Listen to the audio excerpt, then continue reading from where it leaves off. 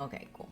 Alright, what we're gonna do is we are going to try to break up a marriage because that's what Experiment wants. She has requested that we break up the marriage. Um, you need full name for postcard? I mean, not necessarily. I mean, if you normally I write out the full name, but you don't have to. Like I type in Kels, it automatically ignored me. Whatever.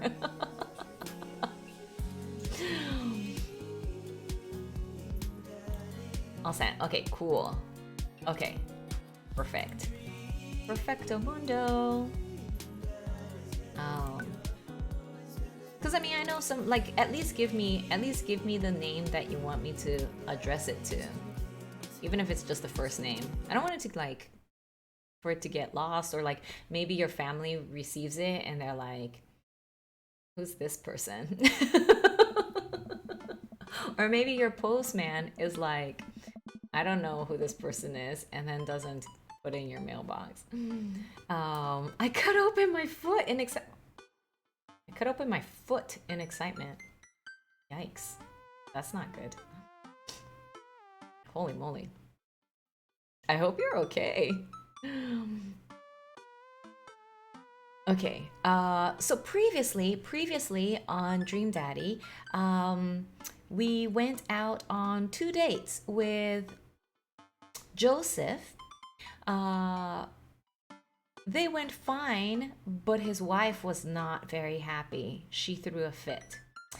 I think his wife is pretty aware that she married a gay guy. So I feel a little bit sad for her. We out here homeworking, huh? Yes, we are, Funk. Or attempting to. And then we also went on a date with the principal guy because we went to the aquarium with him, and that turned out okay, but it wasn't like the best date ever. He wasn't. It was okay. It was okay. Um, so not like this. Well,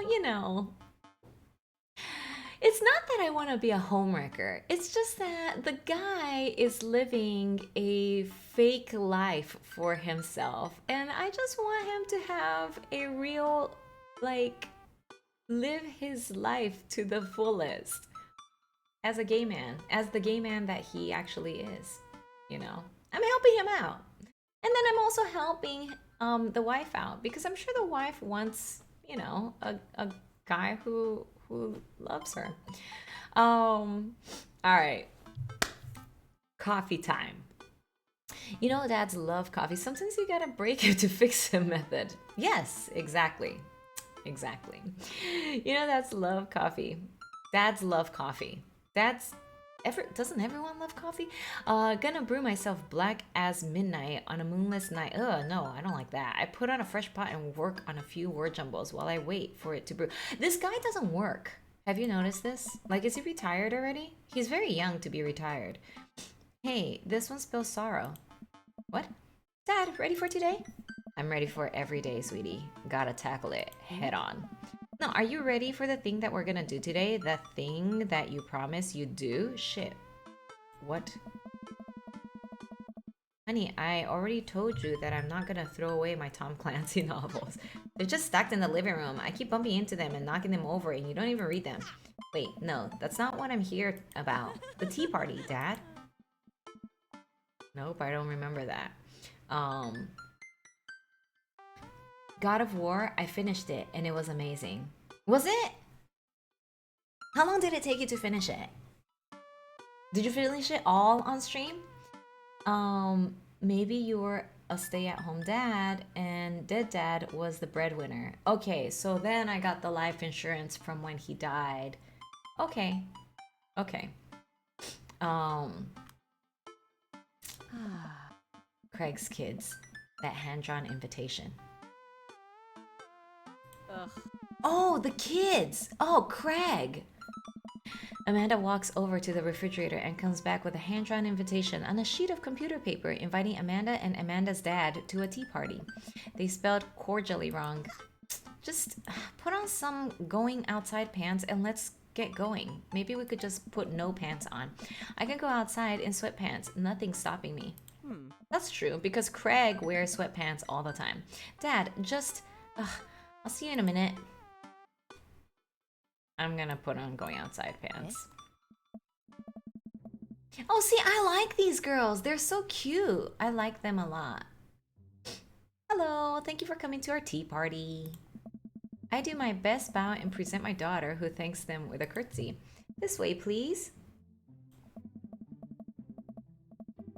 Briar and Hazel lead us to a small table with tiny chairs. Some are occupied by stuffed animals, and Matt and his daughter Carmencita are here too. Matt raises a comically small plastic teacup at me. This is the guy that I like. This is the coffee shop guy. I like him a lot. Hey, dude. How's the tea? Of course, I can't remember any of the guys' names. The imaginary tea is absolutely wonderful. I taste a hint of lemongrass. Hello, Carmencita. Hello, Mr. Amanda's dad. Gosh! Please have a seat. Oh, this game. A viewer said, I'm that guy. You're this guy? This guy? Are you a really hip coffee dude? Coffee drinking dude? Is that who you are? I sit down, dark nappy hair and glasses. I mean, but do you have like these tats and this... Do you not tuck your shirt into your pants like this? I drink a lot of coffee. Okay, like this guy, he owns his own coffee shop. That's how much he loves coffee. Maybe you're this guy. Maybe this guy was based off of you. I sit down to Amanda and Matt. I don't think I'm going to be able to get out of this chair. Hi, everyone. I turn to see Daisy and... the one-uppers! I turn to see Daisy and Brian enter into the backyard and take a seat next to us. Sorry we're late. Daisy made me put on my going outside pants. See, Amanda? Amanda gives me a knowing look and I return an obliging wink. She rolls her eyes. Is that really something your daughter had to pressure you into, Brian? I give him another, even more exaggerated wink. She rolls her eyes even harder. Thank you all for taking time out of your busy schedules for some high tea. Actually, it's a common misconception that high tea was appreciated by nobles. Dad, shut up! Now, if you'll all put on your designated tiaras, there are little tiaras sitting on everyone's plates, except for Brian's. His is a softball helmet. Oh, we ran out of tiaras. I don't think this is going to fit me, but I appreciate the thought. There are like teeny weeny plates back here, I guess. Tiaras. Wow. Wow. Good one, Ro. Good one. Dad, you're royalty. Please act like it. Brian tries to balance the ill-fitting softball helmet on top of his head, but immediately tumbles off and into the bushes. You know, I've never had a tea party, like a fake tea party, with my stuffed animals. Like, that was never a thing for me. I'll get that later. Hey, everybody. Greg comes out with a teapot and a tray of sandwich cookies. Dad, is the tea ready? Yeah, it's been steeping for a while now. Awesome. Would you girls like to serve your guests tea? No, thank you. We'd much appreciate our servants' help. Wow. You've attended a few tea parties? Yeah, not me. Wait, like fake tea parties with like the fake tea, or like real tea parties with adult people? Oh, imaginary tea. Okay, gotcha. Craig leans over to me. That's me. Craig places teacups in front of all of us, and a single sandwich cookie onto each of our plates. He pours some tea into my cup. Awfully fluorescent for tea. I clink my teacup with Matt and take a sip. Good lemonade. It's tea. Right. Very good tea. Okay, I'm sorry, but if I thought it was gonna be tea and then I tasted lemonade, I would freak out for a bit. Like, I don't like when you think that you're about to consume something and it's something completely different. I lean over to Amanda, who's happily enjoying her tea, even if it's good. What do we do at tea parties? We enjoy the splendors of upper class society, father. She takes a dainty bite of her sandwich cookie. Marvelous. So, the meeting of princesses has been called to order. Here, here. But I'm a warrior princess. I hunt and stuff, and I have like a really cool sword. Can I be a space princess? I'll allow it. And I'll be rockstar princess. I'm also space princess. Can there be more than one? Space is pretty big, don't you think? I feel like you should pick your own realm to govern over as princess. I changed my mind. I want to be a space princess too. Okay, no, I cannot share my space with you. Dad, what are you? Do I get to be a princess?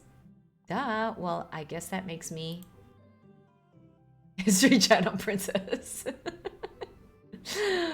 All right, let's go with History Channel princess. I am ruler of all I survey, and what I survey is a 10-hour marathon of cupcake storage wars. Booty Bandit, what's going on? How are you, dude? I don't think I've seen that one.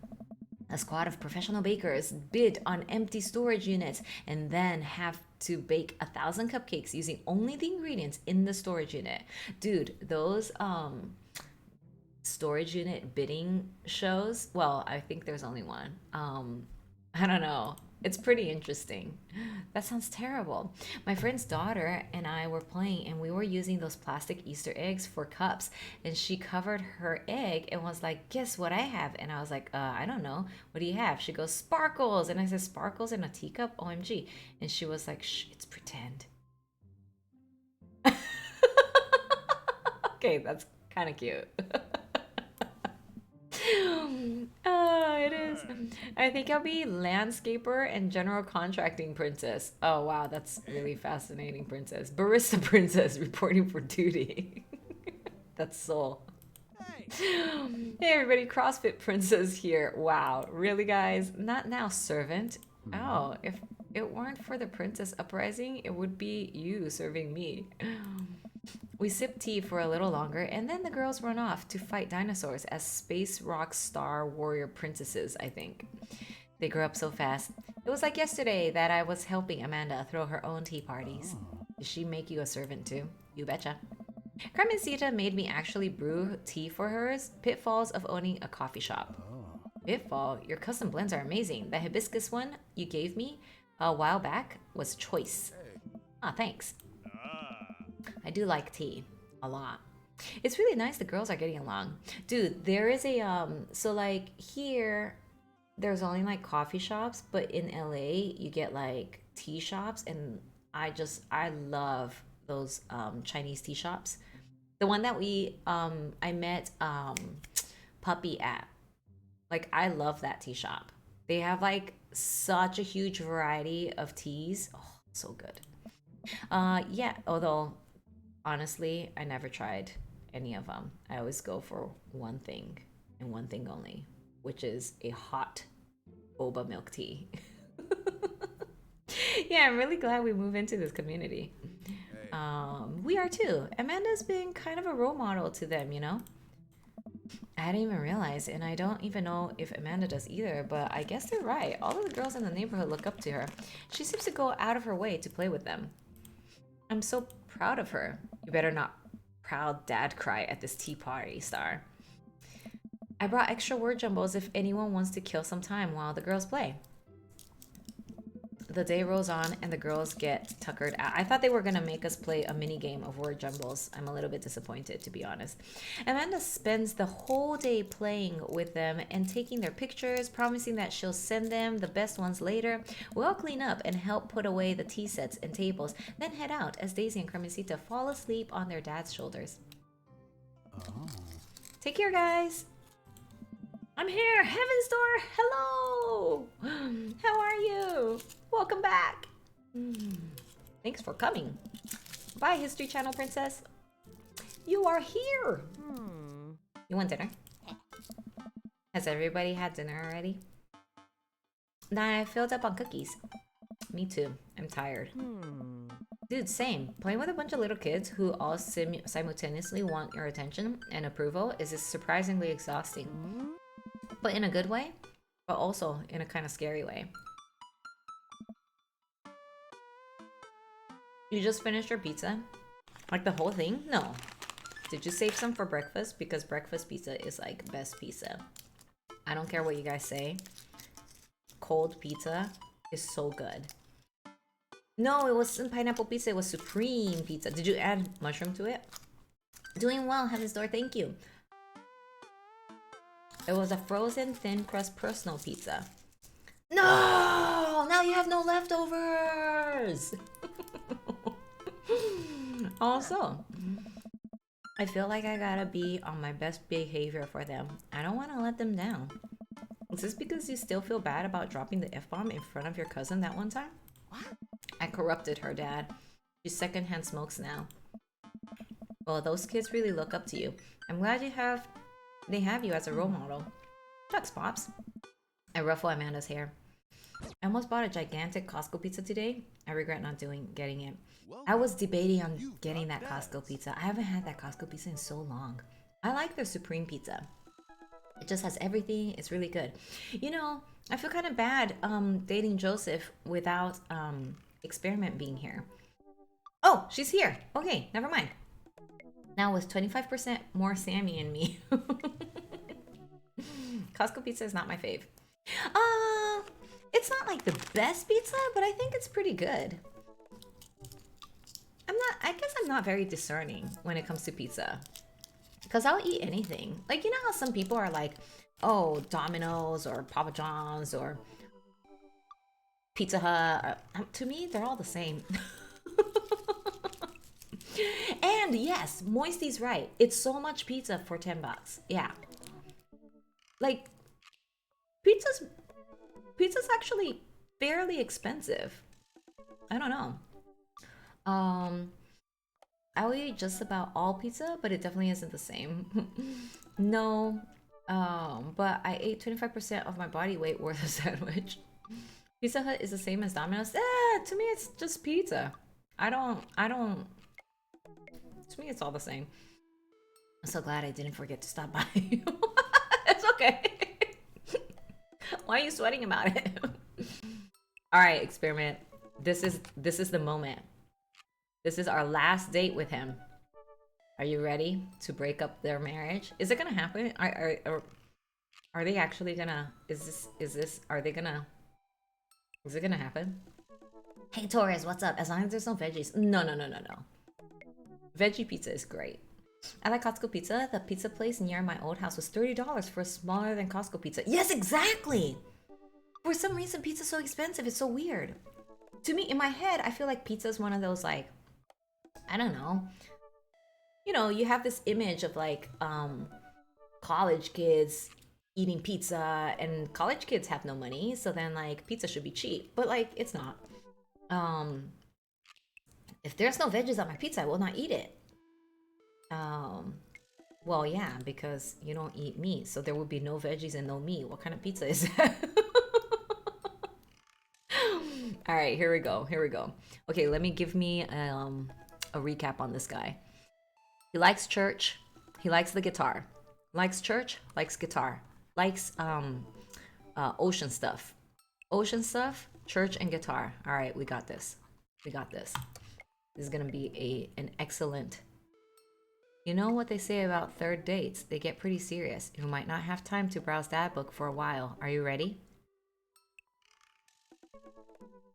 Sure. Crap. Alright, we're gonna do it. Alright, here we go. It's pretty serious. Oh god.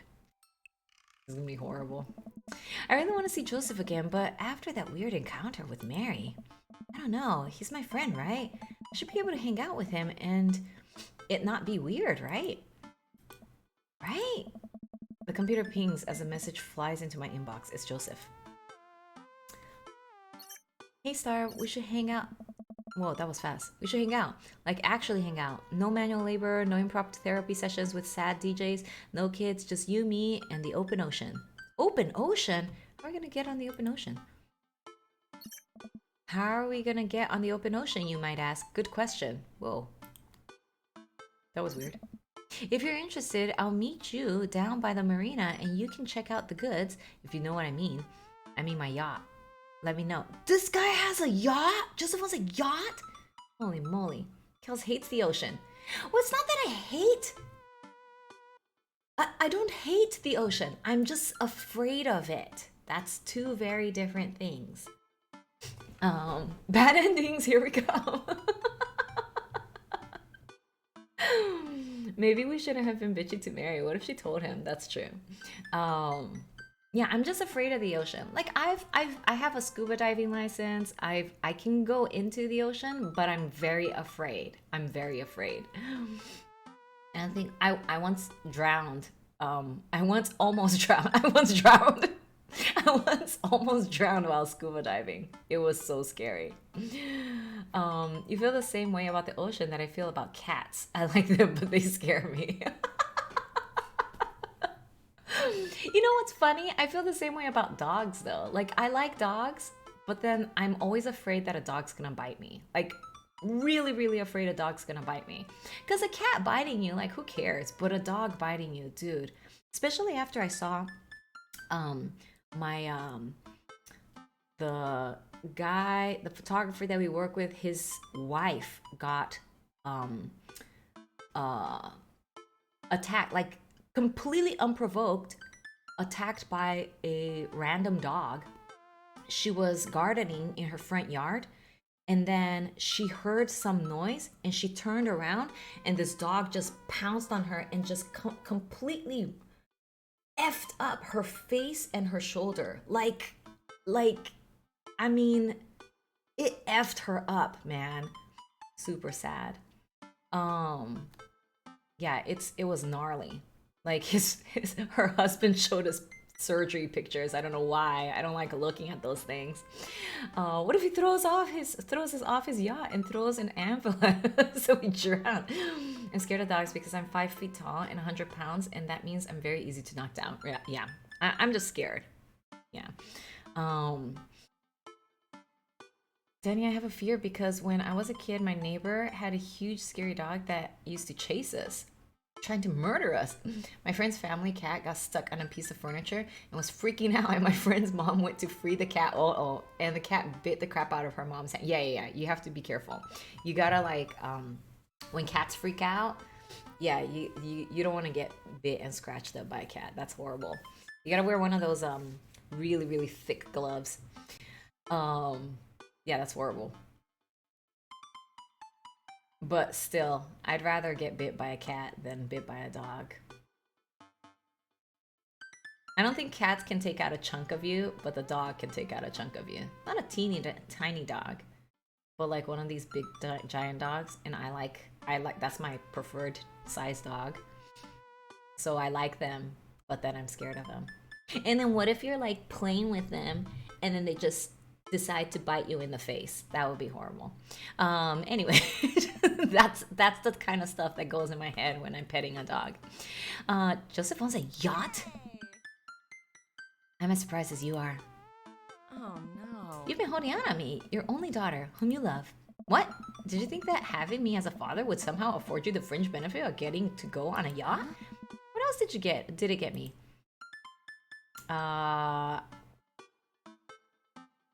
This one. That's right, supportive environment. Yeah, okay, but what if I had the exact same upbringing and a healthy environment, but also I could go on a yacht sometime? Relax, kiddo. Joseph's inviting me onto his yacht. It's going to be a yacht of fun. Oh God, it's gonna be a yacht of fun. I'm glad you're excited, but that doesn't mean you get to start throwing out puns. I agree. We used to peek out the window before opening the front door to make sure it was safe to run to the car without the dog attacking us. Dude, that's scary, man. I'm sorry you had to do that. That sucks. I wear gloves when I first got Elliot, but out of his tank because I don't know what mood he'll be in. Been scratched to shit by a cat before, but man, whatever. Cat was being a dick. Hey, Kimber, what's up? How's it going, dude? Hey, Milkman, go. I just Oh, you just woke up from a nap. I thought you were gonna go to take a nap, another nap. Milkman, you did not miss our final date with Joseph. Being bit by a dog too, but that was my own fault for getting in between two of them to break up their fight. Oh my god, that's so scary, Danny. What the hell? Milkman, I'm really scared of the package that you're sending me.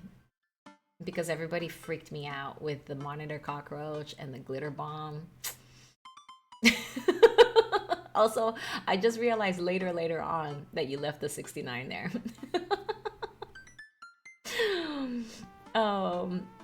Just have to shove yourself in between them. They were pissed at each other, not at me. Yeah, no, I wouldn't do that. I just let them fight. Well, I gotta go get ready to go on to my friend's yacht. I start to walk away, but Amanda stops me. Hey, in all seriousness, I hope you have fun, but make good choices, okay? But Dad, don't stay out too late or you can't go to Jennifer Longforth's birthday party this weekend. She promised me she would propose to me, but ended up going with Logan Crutchfield. I'm not going anywhere near that party. Good bit, Dad. Good bit. I respond back to Joseph, letting him know I'll be there. Ooh, yacht time. I had a friend who had a boat, not a yacht, but a boat. And it was always great, like going on it.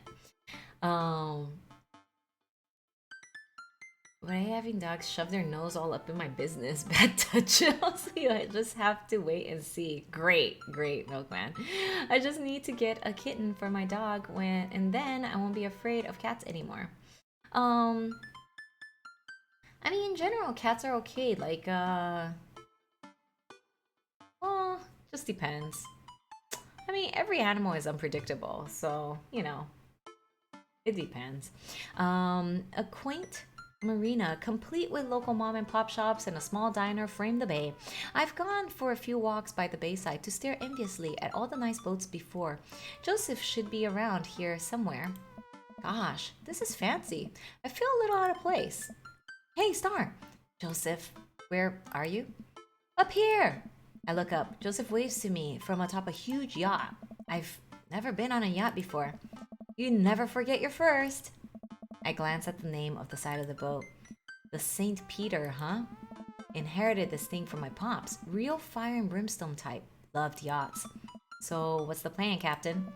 I figured since last time went a bit sideways, we could cast our lot out on the open sea, wrestle with Neptune, set sail on the seas of adventure.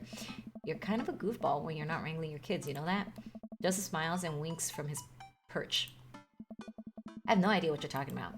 Joseph hops down and extends a hand to me, helping me up onto the yacht.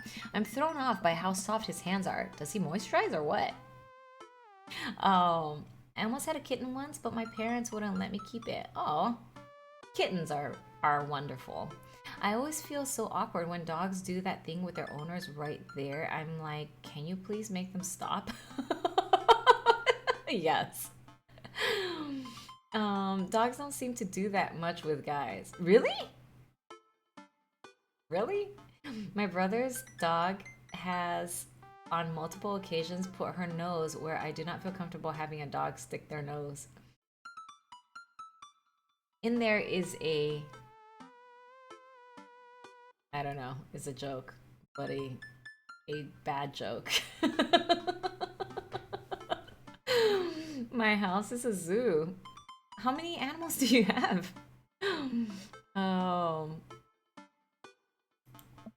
Hey D-Mod, what's up? What the heck is this? This is a daddy dating simulator. I am a dad and I am dating another dad.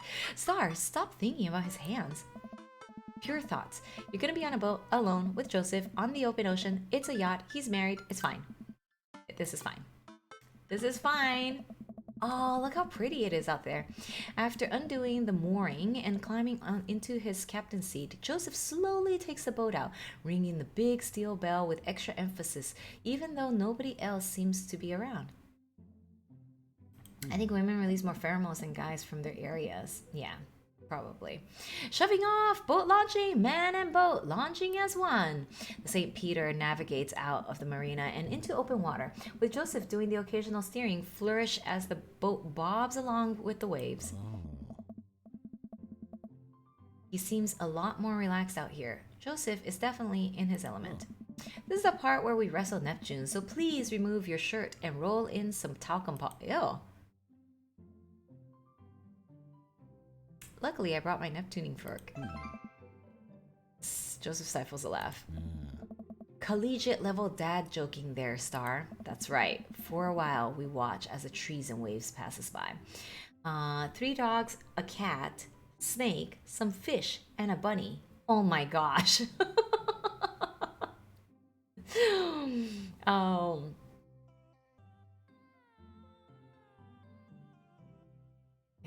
can I be excused from his ass? Where are we going? A little further out. It's a lot quieter once we get out on open water. Dmod, have a good night. Take it easy.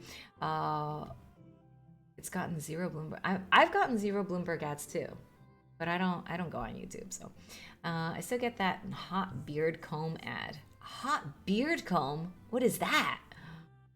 Plus, we could see whales. Whales are cool. Ah, dude, when you go whale watching, it's like, oh my god, it's the best. It is the best. And on just whales, nothing should be that big. Oh. Noted. Joseph maneuver. What? Are you serious? It's great. Freaking like this huge, gigantic animal, and it's like docile and just like, I don't know, doing its thing in the middle of the ocean. It's awesome. Joseph maneuvers the boat past some buoys. He sighs. Wish I could get out more often, but you know, family, wife, saving souls. So many souls. I can barely hold them all. I watch Joseph work the boat. Despite his age, he doesn't look like he's slowed down at all. And from here, I can see how toned his muscles are. In pure thoughts. Oh. Joseph and I boat in silence as the bay gets smaller and smaller behind us. I decide to take a peek over the edge of the ship.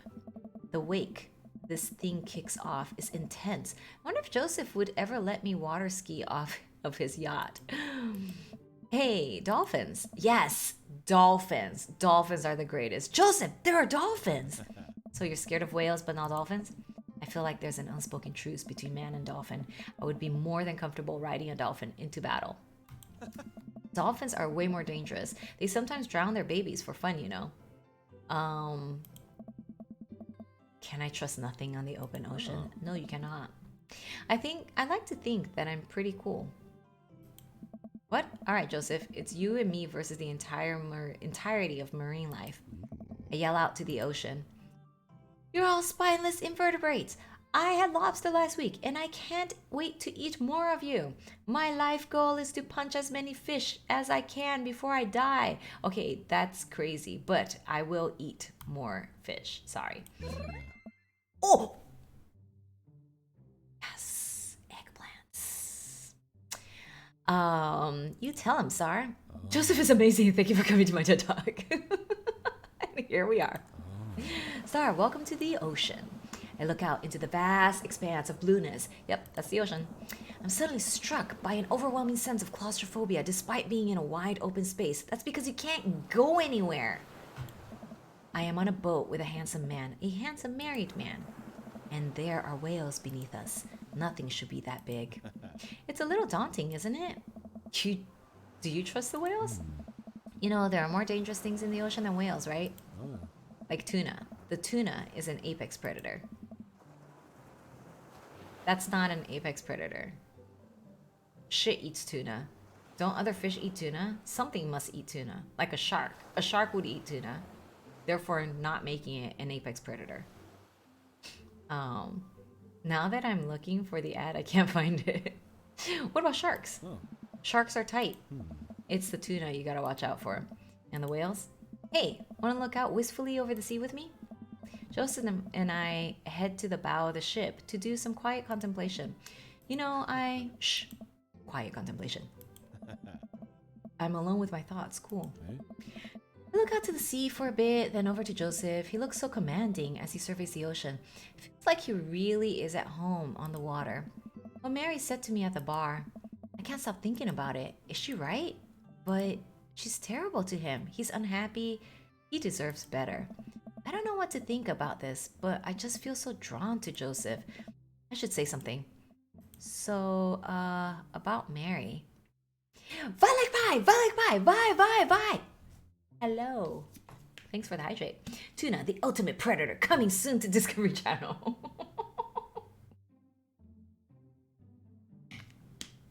Yes, we wrestle them so that we can eat them raw. Violet Pie! What's going on? So, about Mary. Joseph continues to stare off into the distance. Not enough mustache on this dad. Oh, you're not into clean baby face dads? What's going on, Juice? How's it going, dude? Clearly not. Well, but if you have a lot of facial hair and the other person has a lot of facial hair, maybe your facial hairs will get like all tangled up. So perhaps it's better if like one person is baby faced. V like a bee!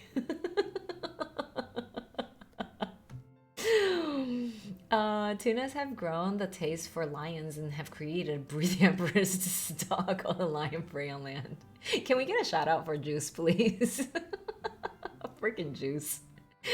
You can braid your beards into one. Oh, yes. And then you always have to walk side by side because the braids are like attached to each other. You are attached to each other by the braids. That's wonderful. Joseph is amazing in every way, and you can't convince me otherwise. It's well, if you really want to know. Suddenly, I hear a sputter coming from the engine room. Joseph runs over to the boat's controls and tap on some dials. Beep boop, beep boop, beep boop. I guess we can talk about Mary later. Key lime is the best, and no one can tell me otherwise. Key lime, like pie? Key lime pie is amazing, amazing. The tunas have also developed vocal cords and now have a roar that sounds like a drowning giraffe when they're about to attack. Okay, that would be terrifying. Although I made a Greek spinach pie today. Key lime is good. Key lime cheesecake is awesome too. Key lime, anything with lime is so great. So great. Oh, key lime vi. Key lime vi. I think I have a chicken pot pie in my freezer. Chicken pot pie is so great too. Oh, okay. So we might have a small problem. What small problem? We are out of gas. Okay, I'm sorry, but why would you take us out into the middle of the ocean and not check whether we have gas or not? This guy. I'm obsessed with citrusy things, especially lime. Lime is way better than lemon. Don't at me. The whales are gonna get us. The whales siphoned our gas. It's okay. I can just call one of my boat buddies to come tow us back. Joseph pulls out his phone. Just kidding. I can't do that because there's no service. I check my phone. I don't have service either. Oh. Should we just submit ourselves to the whales? I mean, lemon is delicious too. Don't get me wrong. But lime is better than lemon. This is a play. Totally, right? Because who doesn't check their gas when they're driving off into the middle of the ocean? Well, I do have an old radio in the office, but it's broken. Okay, are you handy with tools? What the hell? I am a dad. If the radio is anything like frantically putting together a bike on Christmas Eve, it should be no problem. Let's take a look at it and see what we can figure out. Okay, also, you don't have a radio on your yacht? Joseph directs me toward the radio and showcases his insides. I don't know how radios work. Oh. I think there's just some frayed wires in here. If we can reattach them, we should have a working radio in no time. Watch out for the growls of the drowned giraffe. All right, I'm listening. We stare into the interior of the radio. Handy with tools. Wow, experiment. I'm not entirely sure what I'm looking at. I don't think Joseph knows either. You know what? Let's just throw some stuff around in there and see what works. Okay, that's not how that works. Oh, okay. All right. Well, I'm gonna put this wire like right here and out shit. That's probably not the best thing ever. Out shit. All right. Well, what about shit? Is that a stamp or like a? Okay, that's not working. Okay, what the hell? Oh, okay, that just flew out. Okay, cool. That's fun.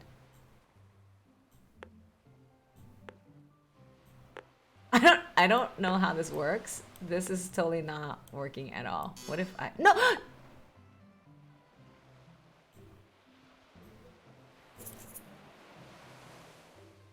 Why does it just like jump around like that in there? I don't want it to jump around. Stop jumping around. Jump around. Jump around. Jump up and get down. Alright, you know what? Let me put this gum over here. This'll work, right? I'm like breaking everything. Put a pencil in there. Okay, that doesn't make any sense. Why would I need a pencil? What about, what is that? What the hell is that? Is that a beauty blotter? Oh shit, is that a coconut? What's happening in there? But that's a coconut. It's a coconut. All right, that's not gonna happen. That's not gonna work. Is this an eraser? I'm just gonna put everything in there. Forget it.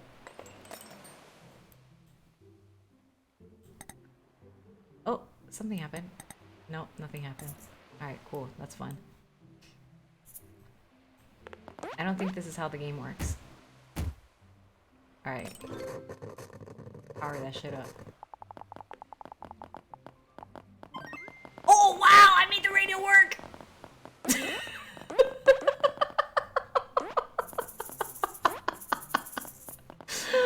It kind of works. Okay, good enough. Good enough. That doesn't even make any sense, though. It doesn't make any sense. Springs to life. Oh, we did it. Joseph speaks into the receiver. Hello? Hello? Can anyone hear me? He tries a few other channels. Nobody responds. We might be a little far out. I don't think there's anyone in range. How big's the range? Well, this radio came with the boat when my dad bought it in the 60s, so not great. That's reassuring. Now what? There's worse places to be stuck on a yacht. Wine? Wine. Yes! More eggplants. More eggplants. I keep a couple emergency bottles below deck. Want to go grab some while I fiddle with the radio some more? Heck yeah, let's go. This is a mess, dude. Clean up. Let's see, wine. Okay, that boat does not look like it's from the 60s. Yeah, it looks like a very modern yacht. It's got to be around here somewhere. I'm gonna look at the lounge. For an old yacht, this lounge is pretty high class. Wood panels on everything, leather couches. It's like an old Playboy photo shoot in here. Examine the bed. Oh, a California king. Swanky. It's unmade and a little messy. Less swanky. For an old yacht, this lounge is pretty high class. Wood panels. Hello, we already read about this. Examine floor.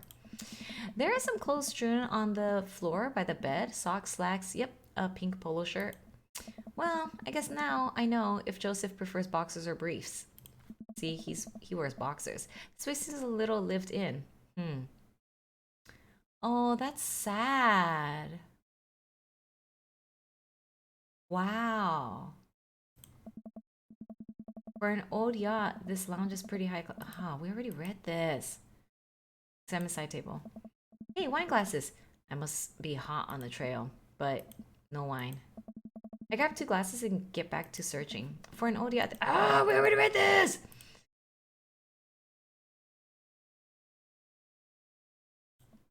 Crap, I haven't found the wine yet. I mean, but... we read everything. If there's one thing Joseph does right, it's the odd stuff he puts on shelves. I take a moment to closely examine what I think is an old submarine clock. And there's the crosses again. Boy knows his crosses. Really cool design too. I take a look at everything on the shelf. There's a few photos on the wall here. Looks like a picture from Joseph and Mary's wedding. Nice grandpa glasses. Looking real slick there, Joe. Another picture of Mary and Joseph on this very yacht. Quality 90s fashion right here. Mary still has her patented stink face, but at least Joseph seems happy on the water. Hey, it's all the dads. Looks like it's from a couple years ago. The gang's all here. Brian, Matt, Hugo, Craig, Damien, Robert. Wow, Robert's actually smiling and wearing a sweater. I know that sweater. And there's one guy on the end that I don't recognize. Hugo's ex, maybe? And hey, there's Joseph's go-karting with the kids. That's fun. I take a look at everything on the shelf. Looks like a bunch of different Bibles on brand. A couple of old vet magazines. I guess those must be Mary's. Wait a minute. Is this... Well. Now the hot body shoe is on the other hot body foot. What? Take a look at everything on the shelf.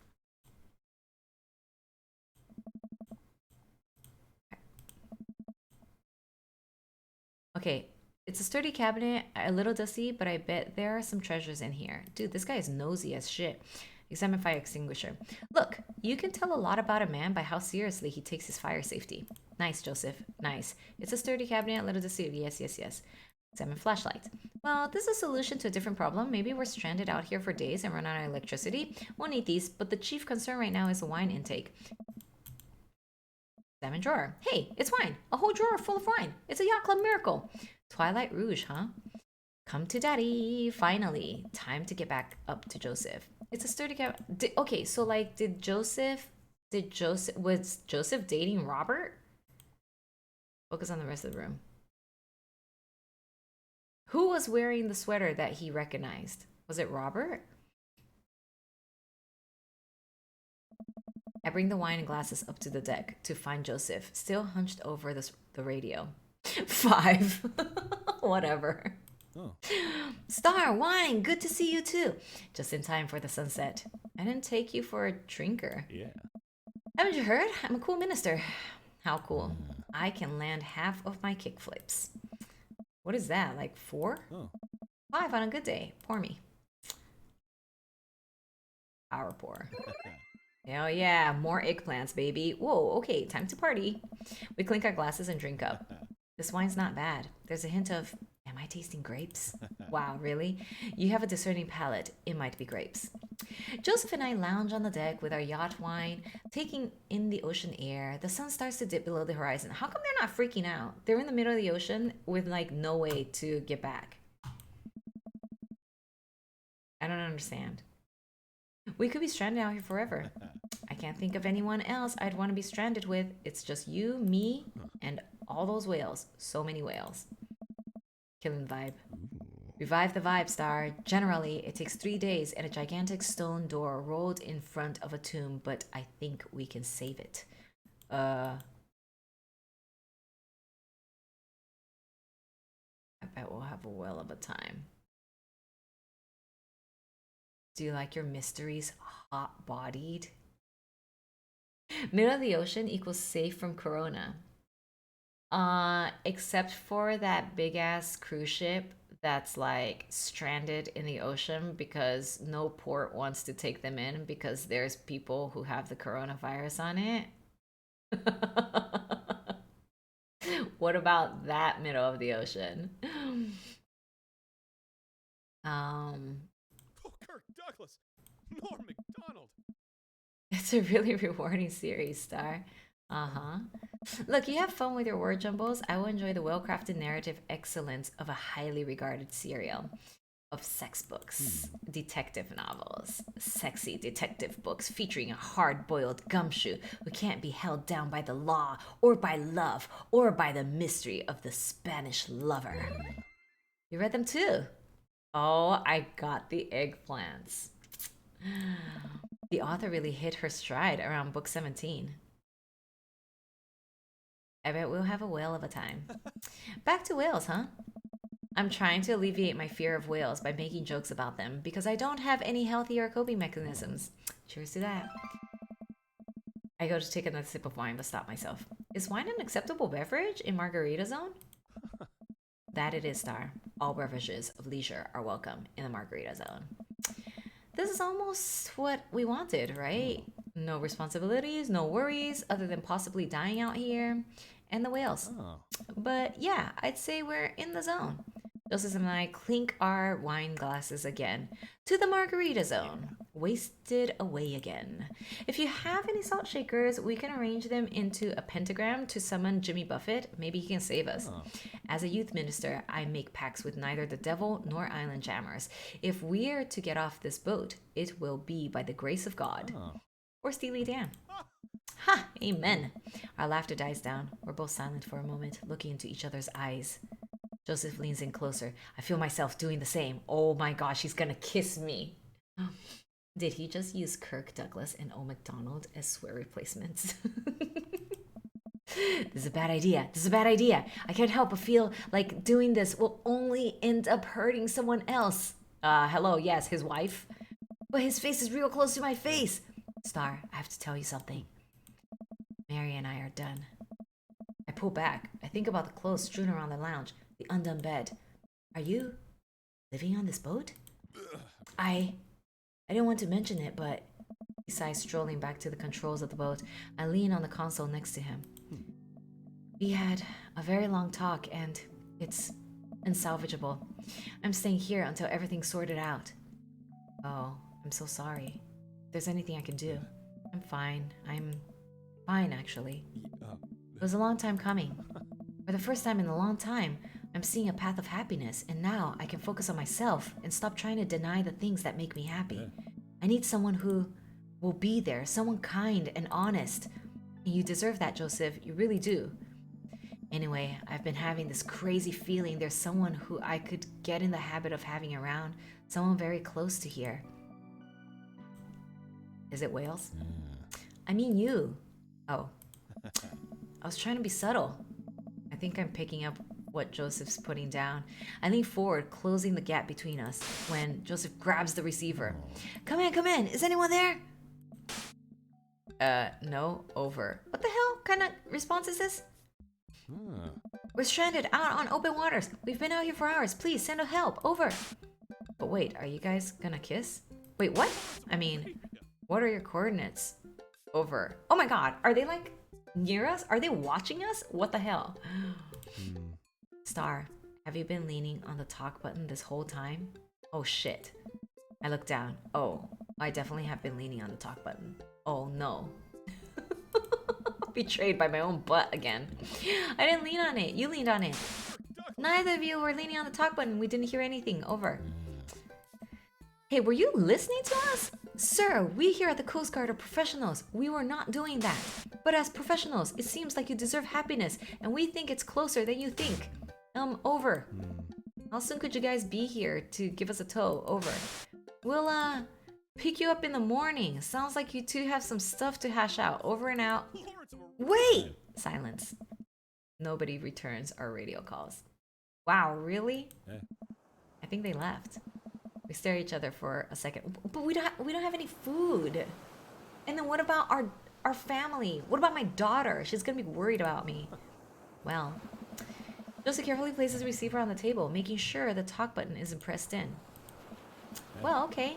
Joseph grabs me by the shirt and pulls me into a kiss. His lips are soft and sweet from the wine. His skin is still warm from the sun. It's the love boat. I reach for his belt and pull him even closer, running my free hand under his shirt and up his side. He pushes me against the boat's console, kissing down my neck. Oh my gosh, it's so sexy. You can eat eggplant. Okay, come on. His hands drift to my thighs and he effortlessly picks me up. Wow. Wait, I need to get comfy. Okay, Danny, calm down. Joseph carries me below deck. I'd be lying if I said I hadn't fantasized about this, but I didn't think he'd be so aggressive. I've wanted this for so long. Where's my sexy gumption? He throws me onto the bed. I let out a little yelp. Really? Lots of time to kill, Star. We better get started. Damn! Okay. Oh man, I might have overdone it on the wine last night. Just a few more minutes of sleep will do just fine. Wait! I open my eyes to find Joseph's face a few inches from mine, an arm slung around my waist. He's sleeping peacefully. His hair is mussed, and his lips still a little red. I think this is what I was talking about when we were discussing Margarita Zone, finding little perfect moments of joy, like the way the light falls across Joseph's face, or how he's still holding me tight even in his sleep. very tempted to curl up closer to him and keep sleeping, but I know the Coast Guard will probably be here soon, and I'd like to be wearing clothes when that happens. I nudge Joseph. It takes a couple of shakes before he blearily opens his eyes. When he notices me hovering over him, he breaks into a huge grin. We should get dressed. Joseph pulls me in for a kiss. Do we have to? Another kiss. Stop trying to tempt me. Fine, fine. Oh, The Coast Guard eventually shows up and tows us back to Bay. They thankfully keep their comments to themselves. Yeah, that would be awkward. Joseph and step off. Joseph and I step off of the yacht, and he walks me to my car. I had a great time. Me too. No thanks to the whales. Shh, shh. You're on land now. They can't hurt you here. Take care, Joseph. You too. He gives me one last kiss on the lips before he turns around and walks back to his boat. Well, I've been gone an entire day. Hopefully Amanda is alright. Amanda, I'm... Dad! She runs up and hugs me. I was genuinely concerned about your well-being, but upon closer inspection, you seem to be okay. What happened?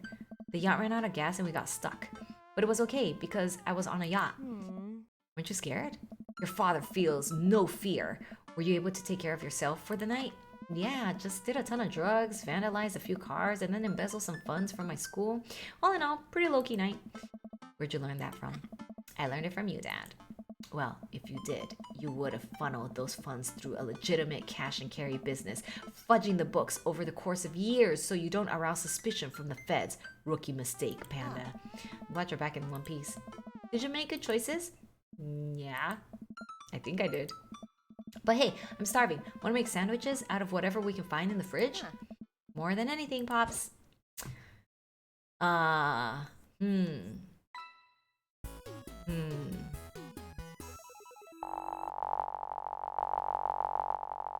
mean, I should get like an S plus. Wait, what? How come I didn't get an S? Why is it just an A? Hello, I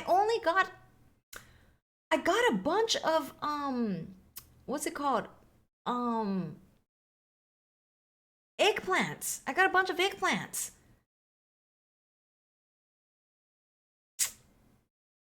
I didn't get any of that grr thing. Were you not rescued? You have nothing under Coast Guard. Yeah, we were rescued. I don't understand this. To be honest with you, I don't understand any of this because we didn't talk about taped sports and we didn't talk about dad band. Like, what does this mean? Not enough eggplants. There weren't any more eggplants to get. I don't understand. We got to the Margarita Zone achievement. I don't get it.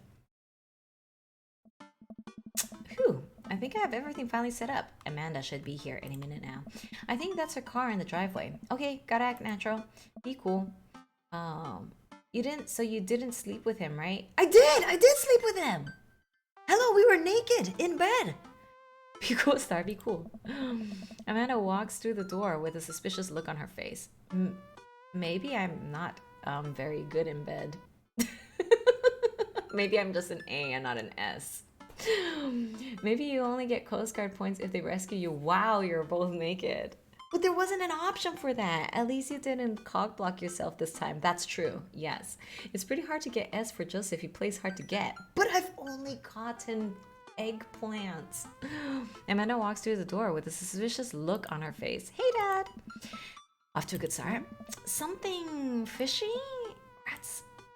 What? No. You asked too many questions. Sorry, sweetie. It's the feds. That life of crime is finally catching up to you.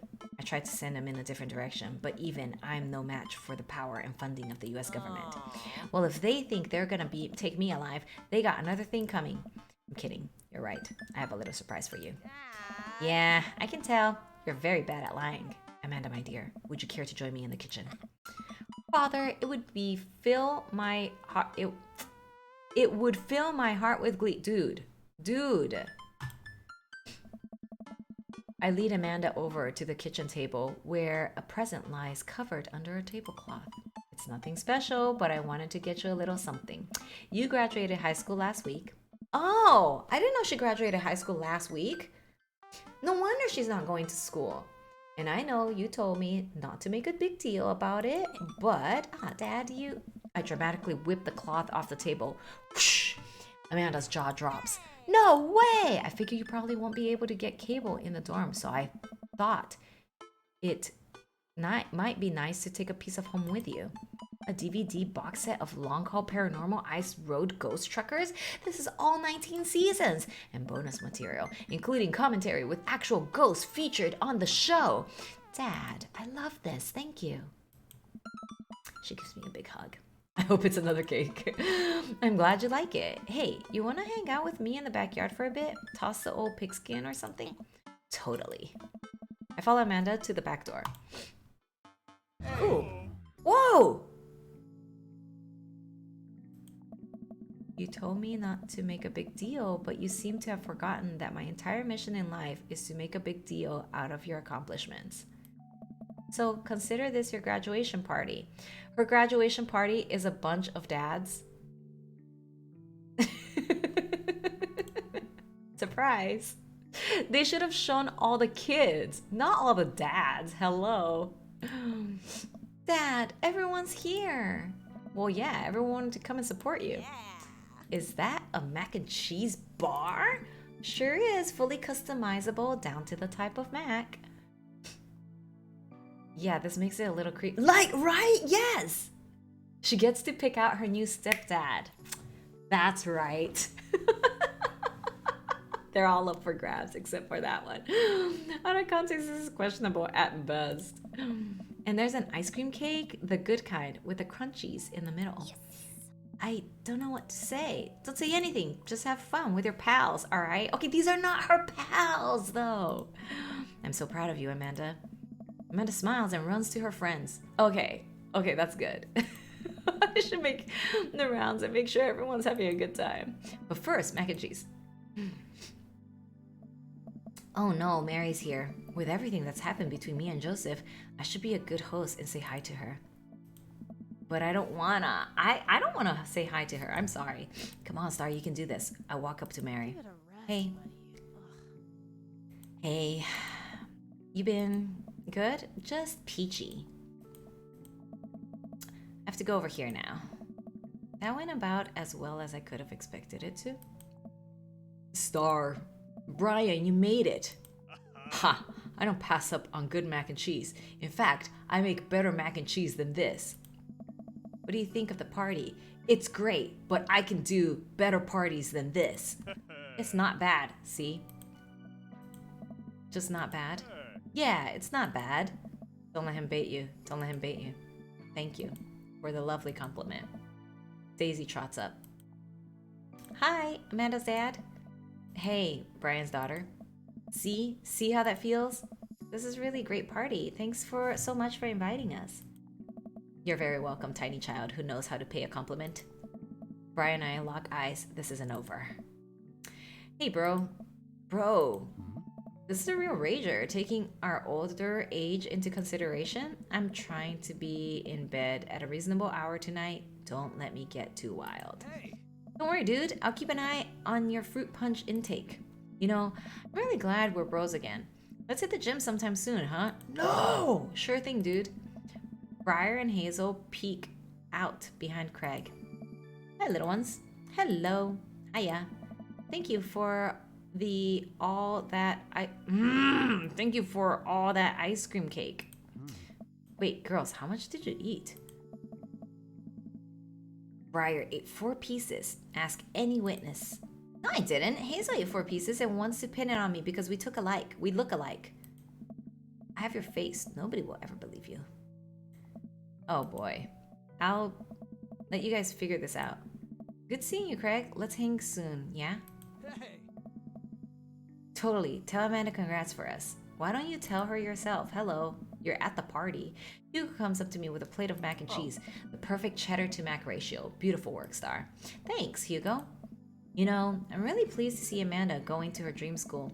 I'm glad she turned it around for finals. Me too. That scholarship money will really help. Amanda walks by and pretends to not see Hugo. Amanda, come say hi to your old teacher. Hey. Congratulations on graduating. I know you're gonna do great things at art school. Haha, yeah, thanks. Amanda starts to back away. Wait, I just realized that you're not my teacher anymore, so I don't have to be afraid of talking to you. You no longer hold power over me. Hey. You're right. Go forth, adult. I can no longer give you detention. Yeah, I'm gonna break anything I want, and there's nothing you can do about it. Are you still mad about the time I gave you detention for breaking my globe? Nope. Oh. And I'll have you know that the globe didn't even fit through the basketball hoop in the first place. So she'll fit into college just fine. Hey. Hey. Remember the time you blue-balled me? No. Robert gestures vaguely to the snack table. Good stuff. Yep. See you later. Hey. Wow. Why is it so like bad? Oh, because we didn't date. Like, I guess we don't have like two dates with everybody, so we don't have like a good relationship with everyone. Damn. Hey man, Matt. Let me know when Amanda leaves for college. I'll have a fresh batch of grateful banana bread ready for her. Thank you. I know she'll love that. What a splendid garden party. My deepest thanks for extending an invitation to my son and I. This icebox cake is divine. Yeah, thanks, dude. Good cake. Thanks for coming by. The sun is setting and everyone seems to have eaten their fill. As the party starts to wind down, I take a seat next to Joseph. Joseph, it's so good to see you again. Great party. I should have you organize our next youth group mixer. My dance skills are ready whenever you need them. Hey, if you aren't busy this weekend, I was thinking we could maybe catch a movie or something. Yeah, that would be fun. Or we could take the yacht out again. Joseph sidles up to me and presses a kiss against my neck. Wait, this feels weird. So, I guess things are still friendly with Mary? Yeah, we're actually staying together. Wait, I'm sorry. What? What? Why? For a lot of reasons. There's the kids for one, and the fact that we have to be a pillar for this community. So many people look up to us. The model marriage, and I would hate to let my parishioners down. But that doesn't stop you and I from, okay, no, I'm sorry. I pull away from Joseph. That's not what I want. I know it's not perfect. And God, how I wish it were. If it were up to me, you and I would be sailing the 7 seas in search of Margaritaville. I'm sorry, but no, that's not right, dude. It's not right. But this is real life, and all we can do is find Margarita's zone wherever we can. I look down, too nervous to respond. I feel his hand on mine. I don't pull away. We deserved better than to be the side joke. Correct! This is a terrible choice. This was a terrible choice. I'll leave you to think about it, but just know that you can reach out to me. For a booty call, basically. You bastard. Joseph gets up and walks away. This is totally bad ending. We ended up with nobody. I don't know what to think. The last guests begin to make their way out of the party. Amanda wanders over and sits down next to me. Killer party, Pops. What can I say? I was inspired. So, I also have something for you. You get nothing, you lose. At least you got laid. I did get laid, that's true.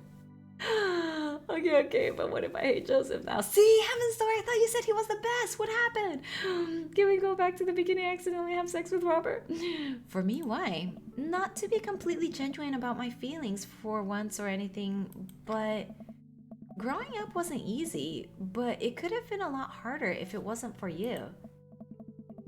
Dad, you've been there for me through everything. There's been times in my life where you were my only friend. I was really scared of going to college and being so far away from you, but I realized that everything you've done for me has been to prepare me for this, and I'm ready. I wouldn't be who I am today without you. Don't cry, I swear to God, sorry if you cry again. You're the best dad, I love you. And I'm crying. Anyway, that was enough emotional vulnerability for one day. Present time. Amanda hands me a tiny wrap package. I tear the wrapping off to find a framed picture of me and Amanda. It's us. Kinda shocking. All of our photo albums are just pictures of me, huh? I figure we needed at least one together before I leave. Amanda, thank you. Watching you grow has been the happiest experience of my life. You're such a talented, intelligent young woman, and I'm so excited to see what the future holds for you. Knock 'em dead, kid. Always do. Amanda and I share a hug. This is only the beginning, Pops. Plenty more memories for us down the road. Memories to make and stuff to break, right? I'm gonna break so much stuff intentionally and unintentionally. You're probably gonna have to pay for most of it. Roll! Have a wonderful sleep. Have a good sail. I'll see you there. Just kidding, just kidding. I'm not gonna show up. It would be my honor. Amanda and I wave goodbye to the partygoers as they leave. We sit together and watch the sun slowly dip below the horizon. I'm glad you made some friends. Yeah, I know that's maybe not what you were looking for, but these people care about you. I love you, Dad. We'll always have each other. You're right. It's gonna be hard at first, but this is the next chapter in our story, and I would be nervous about it. But I know that you're always gonna be looking out for me, the same way I'll always be looking out for you. Team Kells. Team Kells.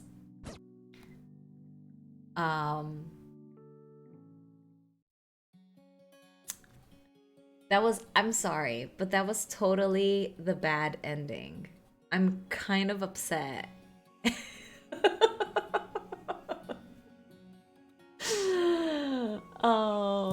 So my dog, this was worse than your ending. Like, who did you end up with? Does Robert have a happy ending? You like Robert's ending? Dude, that ending sucked. Okay, question. Does the ending change depending on the score you receive?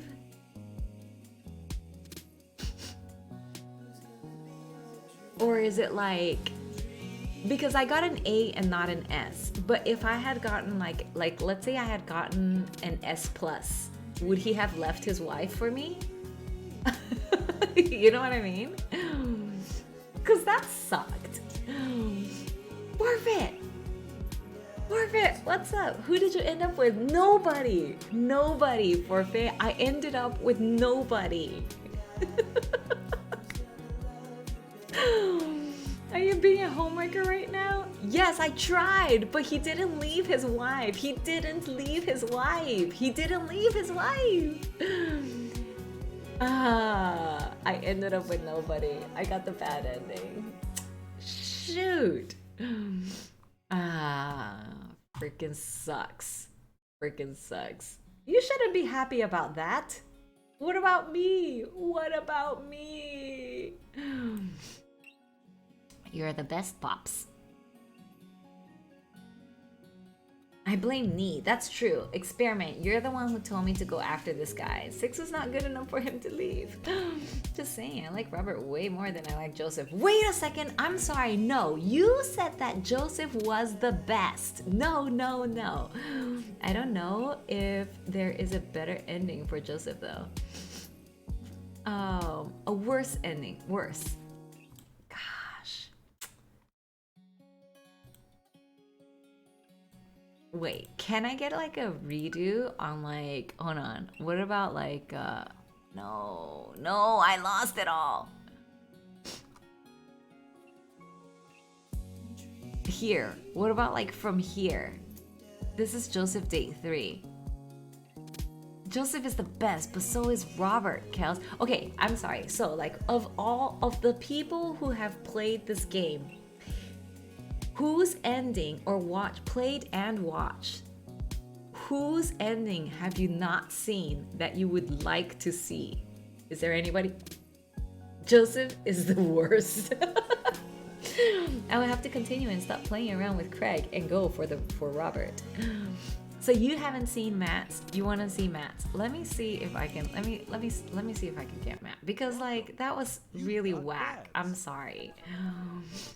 We still have some time before the end of stream. I feel like I can do one more guy. I'd also like to see Craig's good ending because I'm a failure. New channel, Daddy Kells, where you only play Dream Daddy. That's it. Like, that's the only game that we get to play. It's just dating people over and over and over. Yeah, that's not gonna happen. Wait, why did you ditch Vampire Guy? Because Experiment was like, let's go with Joseph, let's go with Joseph. So then, and then Heaven's Door was like, I love Joseph, I love Joseph. So, ended up with Joseph. I just said once, no.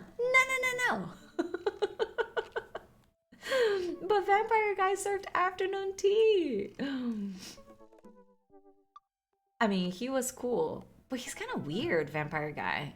Look, this is the guy that I really, really like. This guy. Like, if I needed to date anybody, it would be Matt. Like, because, okay, like, this guy, he's married with kids, and then he's a little bit too religious for me, right? And then this guy, he's nerdy, he's okay, but I'm like, he's okay. This guy, he's a little bit too vampire-y. I don't know. It's a little bit strange. This guy, he's a good chef. That's cool. I would love that in real life, but he's too, like, I don't know, like, too bad boy. This guy's a one-upper. He's out. I hate one-uppers. This guy likes the gym too much. I don't like the gym. No way. I'm not into the gym. Get out of here. So, like, I like him. He seems like the chillest. He has his own coffee shop. Like, I like that. So for me, it would either be Matt or maybe Hugo. Yeah, one of these two. Matt or Robert seem to be better fits for you. Too bad boy. I like Craig, but he's too into fitness. Yeah, like too much into fitness, right? Totally Nee's fault. Totally. Robert is really good and Craig is very nice. Okay, well, please. Okay, so you've seen Robert and Joseph and Craig. All right, let's go with Matt. Let's go with Matt. We can do two, what's it called? Dates with Matt. Easy peasy. Then we're out of here. Instead of messaging the guy, why don't I just walk over and grab some coffee? I'm feeling a little sluggish today anyway. It's both our faults for loving Joseph too much. But why? He has weird children. Amanda sticks her head out of her room. Father, want to go to the coffee spoon? Oh, so you get called cool once, and now you're the cool dad who hangs out at coffee shops and listens to neo jazz and stuff. Amanda, are you gonna bring your laptop and your leather-bound journal so you can work on your poetry anthology? Look, honey, do you want me to buy you coffee or not? Let me grab my laptop and my leather-bound journal. Amanda and I make the short walk over to Coffee Spoon. The place is quiet today. Just a few people hanging out and reading books in the cozy little nooks. I walk up to the counter and see a familiar pierced face. Hey, you were the dude I yelled at a bunch the other night. Amanda casts a sideways glance at me. He tried to sell me shirts. And who might you be, miss? This is my daughter, Amanda, the person I am a father to and am very protective of. Oh, an honor to make your acquaintance. My name is Pablo. Did I mention that I make witch house music? I wouldn't call witch house music, but okay. A piercing blow to my ego, though not one that will dissuade my need to impress you. My innate dad senses tingle. I am overwhelmed with a fatherly protective energy. I must do something to protect my child.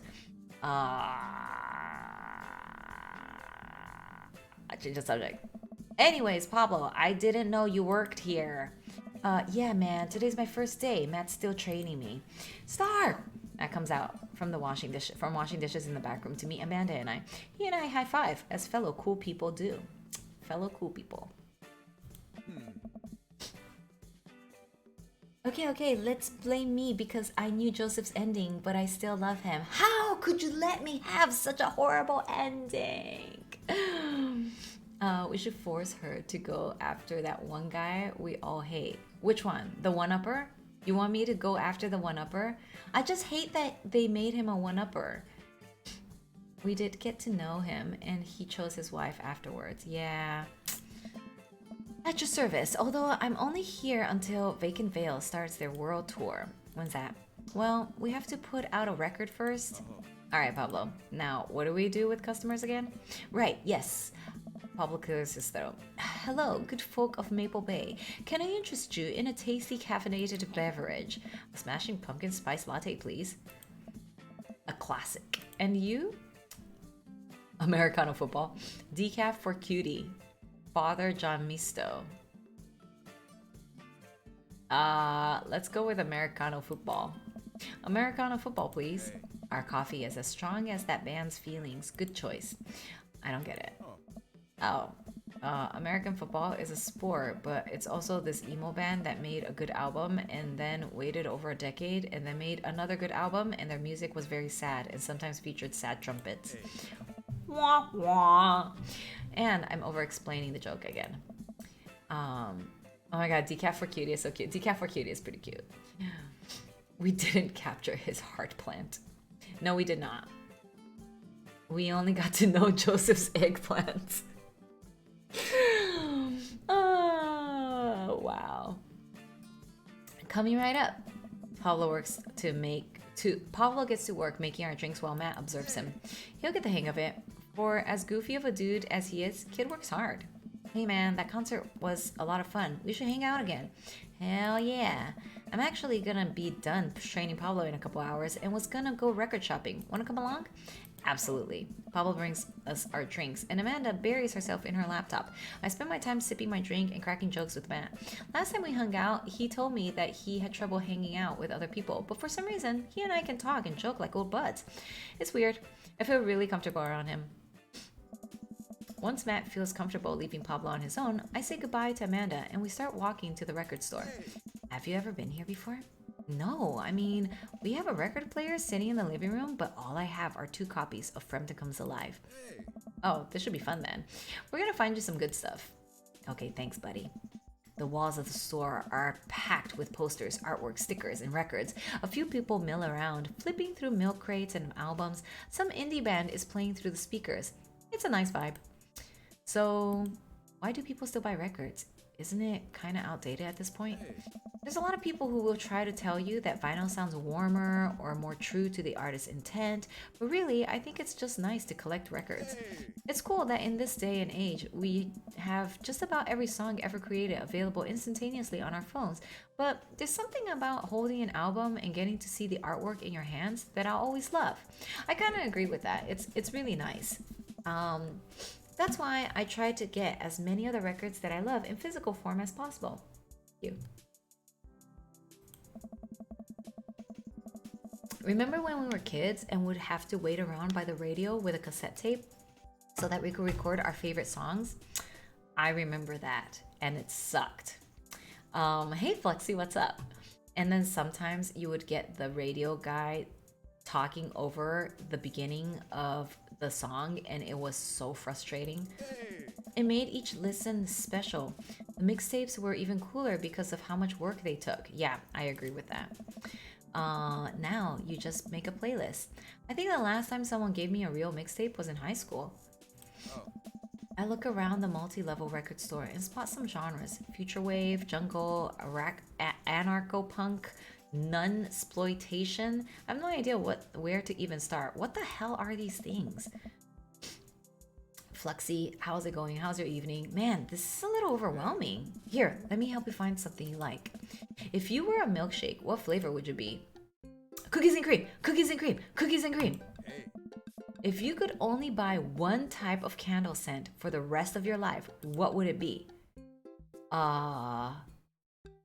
Daffodil, Mountain Spring, Camouflage Summer Breeze, Spring Creek Fireball, Power Violence Cherry Blossom. Daffodil Mountain Spring? What's your favorite ambient sound? Rain, Bowling Alley, Star Trek Bridge Ambience, Howls of the Bone Chorus, Rain.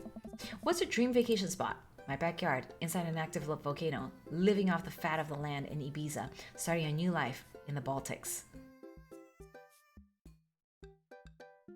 Ibiza. What's your deepest, darkest fear? I worry that people are nice to me only because they want something from me. I fear that I don't deserve happiness and won't ever get it. What if nobody exists but me and I fabricated this universe? Saying you too when the waiter tells you enjoy your food. Oh my god. Saying you too is the worst. My very first bootleg cassette tapes were all for one and Boys to Men. That's cute. I don't want to make more bad decisions. Heavens, it's okay.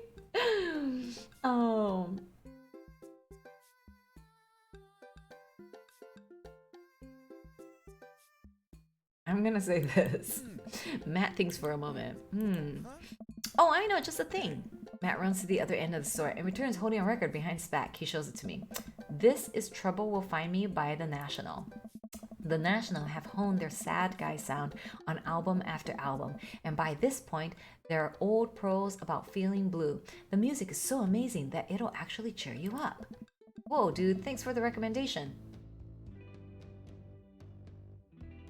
Oh! You're gonna have a great time with it, promise. Matt and I bring out records to the cash register. A young girl with a septum ring and a buzz cut stands behind the counter with one earbud in. Usual stuff today, Matt? Hey! Just some light pickups. Matt places 3 albums on the counter. Swear I'm Good at This by Diet Sig, Forever by Mystery Skulls, and Greatest Hits by Remo Drive. Tight. The cashier rings Matt up and hands back his albums in a bag. She stares at me suspiciously. Who's the nerd? That nerd is my buddy Star. Star, this beacon of human charm is Molly. I got kicked out of art school for destroying my paintings at the end of every critique. Lovely to meet you. Anyway, Matt, is the open mic night still on? You know it. Are the Third Waves gonna do a special acoustic performance? I might see if I can get a few of the girls together. There's an open mic night going on?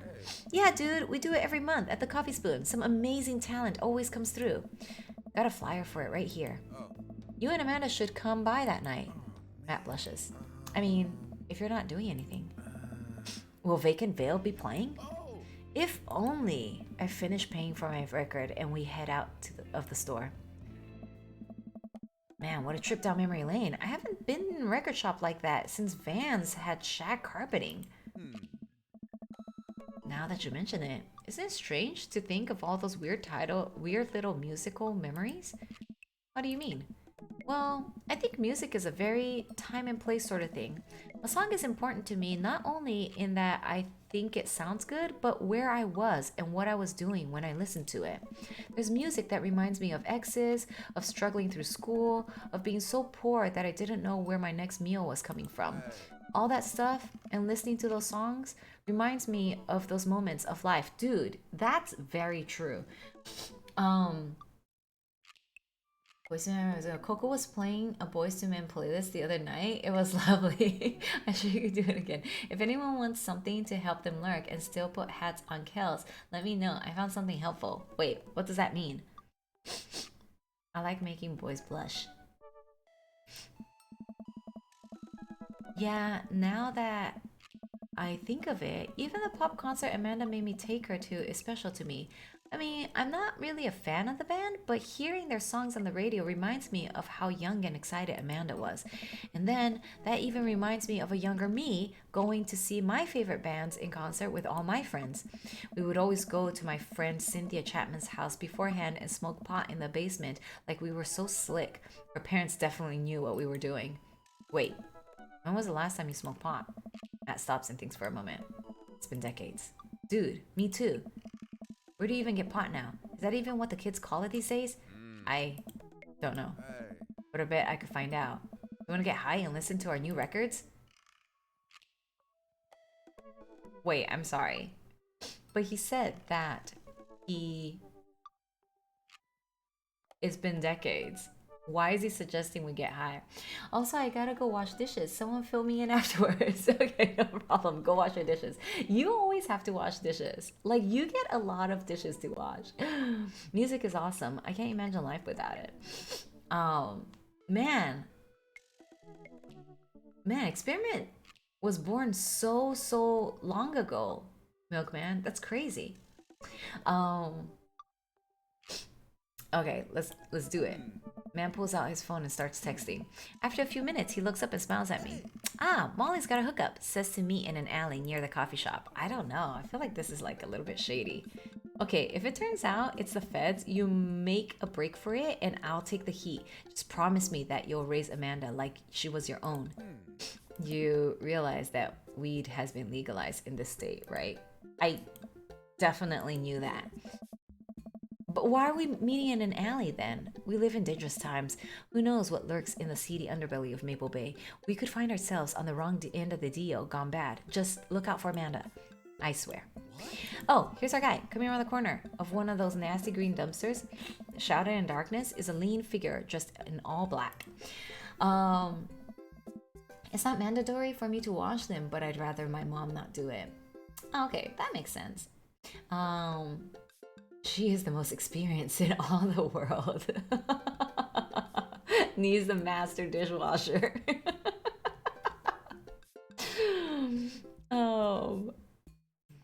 I love the idea of knees being non-existent until 1598. Surprise, the person almost jumps out of their skin. It's Lucian, Damien's son. Oh, shit. Who sent you? Huh? We're cool, man. We're cool. Says who? For all I know, you could be with the feds. Actually, weed is prove you're cool. What? I need to know that you're down or I bolt.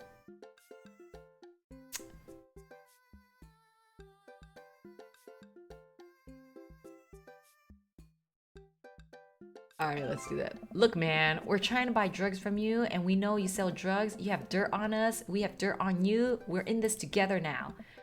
Look, it's fine. I get it. Buzzcut Molly said you were coming.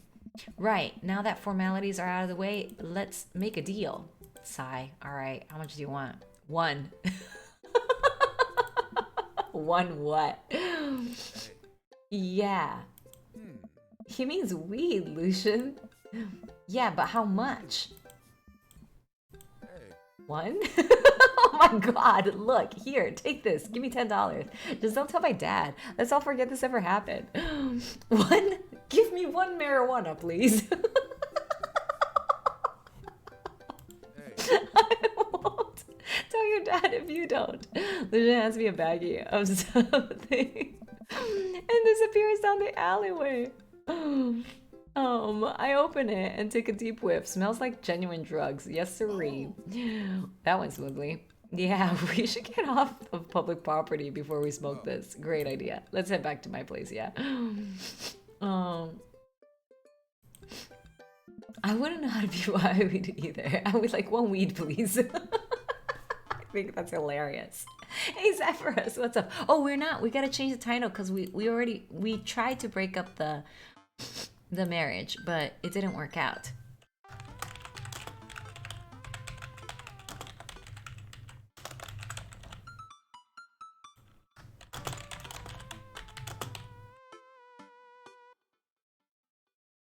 Alright, I changed the title. The title is now, I would like one marijuana, please. I failed. Matt and I walk to our cul-de-sac and stop at a gas station on the way to buy rolling papers and soda. I feel like I'm 16 again. Carmencita's having a sleepover tonight, so that gives us all the time we need to do drugs. Awesome. Let's do some drugs.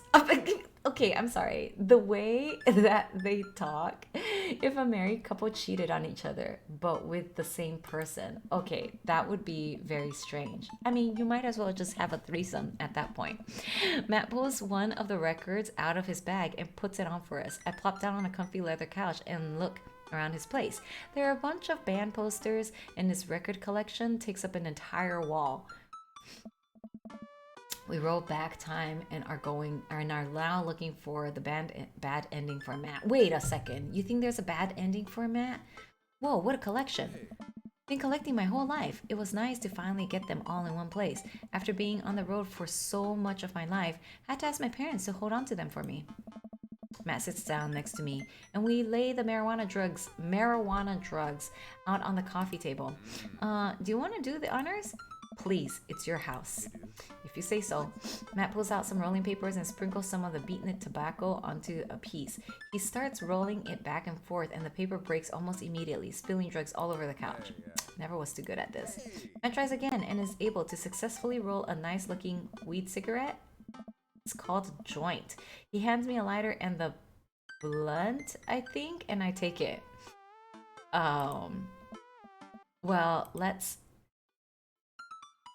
open up the nug, smoke some of that gateway drug, rip that gulp. Yeah, smoke some of that gateway drug. I don't know if that's what people call it. I light the joint and inhale deeply. This is not what I remembered. It's been a while though. Maybe pot drugs have just gotten more potent since the last time I smoked. I pass a joint to Matt and cough a little. It's true. Like, pot nowadays apparently is like really, really potent. Should it sting this much, or am I just a baby? Matt takes a hit and his eyes go wide. That's not weed. Oh god. Did we develop a taste for meth? No, it's... Matt takes another hit and winces. Yeah, this is oregano. I sniff the air. Oh my gosh.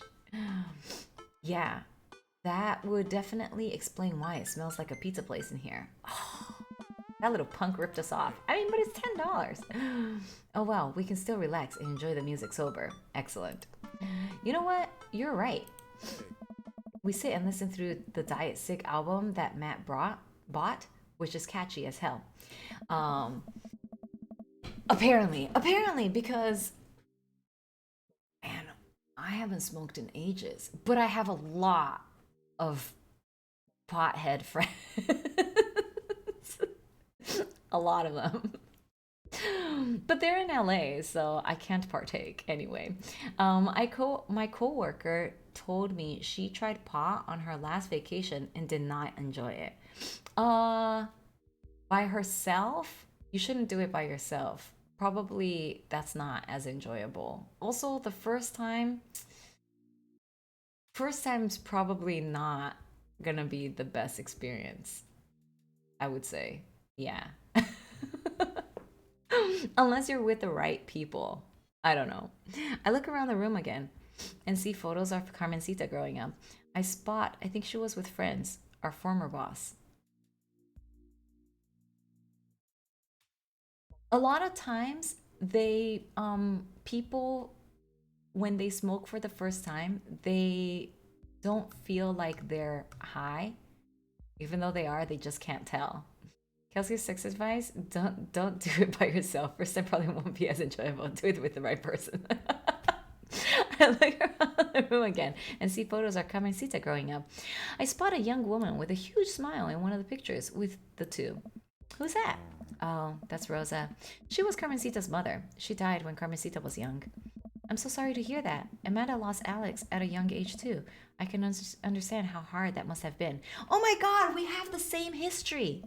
I look around again, spotting a frame gig poster hanging on the wall. On it, there's an illustration of Matt and Rosa surrounded by flowers. The cursive lettering reads, Stillness the Dancing. Looks like they played the Soundgarden over a decade ago. Were you two in a band together? Yeah. That was the reason I was touring so much when I was younger. We traveled the whole country in this rinky-dink little van. It was hard to start, but once we started gaining notoriety and seeing how much our songs meant to kids, it was just incredible. Wow, that seems like a life some people only dream of. It was, and it was difficult at the same time.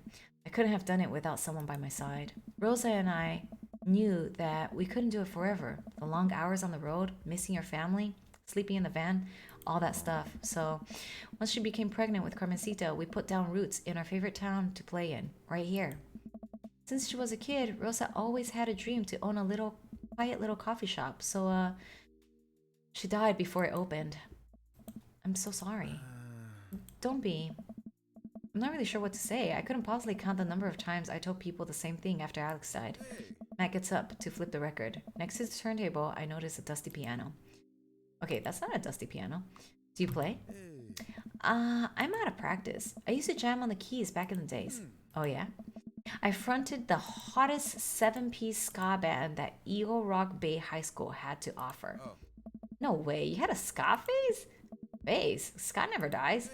Except for Scommunist Manifesto, who broke up after the senior talent show to pursue solo careers. Dude, that's so rad. Matt pulls out the piano bench. Give me some of that two-tone love. Oh man, let's see if I still got it. I sit down at the piano.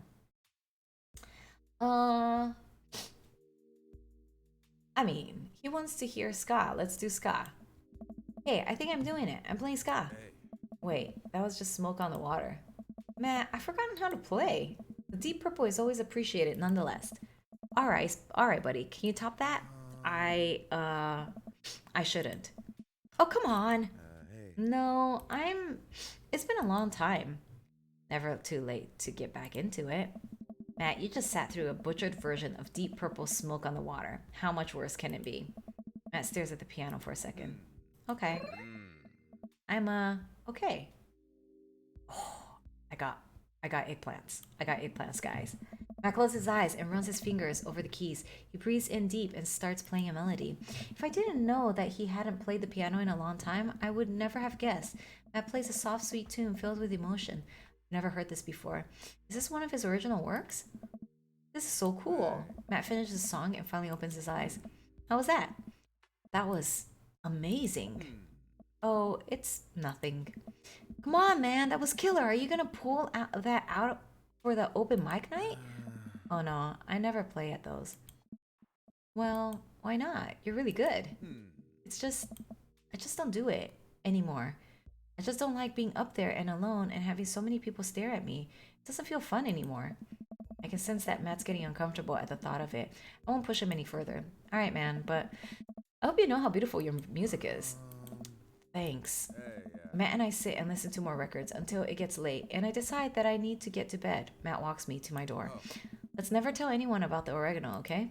Zio. Wait, can I tell my doctor? I don't know anything about the health effects of smoking oregano, and I think we'll be fine. Night, dude. I smile. Did they just eat the oregano? Hey, Eeping, what's going on? Night. We only got one eggplant. I don't think this date went very well. I guess I didn't really pick very good things, huh? I walk outside and the house is dark, save for the sliver of light coming from beneath Amanda's door. Oh. I knock lightly on the door and enter Amanda's room. She's sitting at her desk with her camera, editing photos.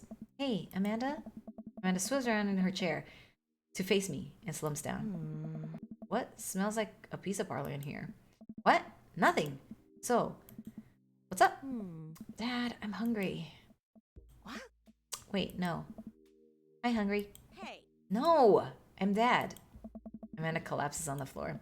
I promised myself I'd never let it come to this. Sorry, kiddo. You set it up. I spike it down. You're a monster. Want some spaghetti? Yes, please. Huh. Classic. Yeah, Milkman. You would like it. There's this game called Lakeview Valley. It's pretty interesting. Lakeview Valley. I think I've played this before. It's like a weird mystery and you're just clicking around on things to interact with it. It's kind of like a puzzler. I think I've played through the whole thing, but like on mobile version. Amanda and I boil it. You know what? It's I have some of, because there's like multiple episodes, so some of them is in the game giveaway. Amanda and I boil pasta and heat up sauce in a pan. Well, I boil pasta and heat up sauce while Amanda watches. Despite my best efforts, I'm not able to set it on fire. I was record collecting. It was great. Did you know that Matt used to play in a band? No way. Was he good? I don't know if the band was good, but he played some piano for me tonight and it was amazing. He played piano for you? Dude. Yeah, I brought it up that he should play at the open mic night that's happening in his coffee shop, but he got kind of weird about it. Hey, I saw a flyer for that. We should go. It's not too late to start a father-daughter punk band and play a couple tunes there. Yeah, let me break out my glockenspiel. I think I only know hot cross buns, but we can work off of the chord progression.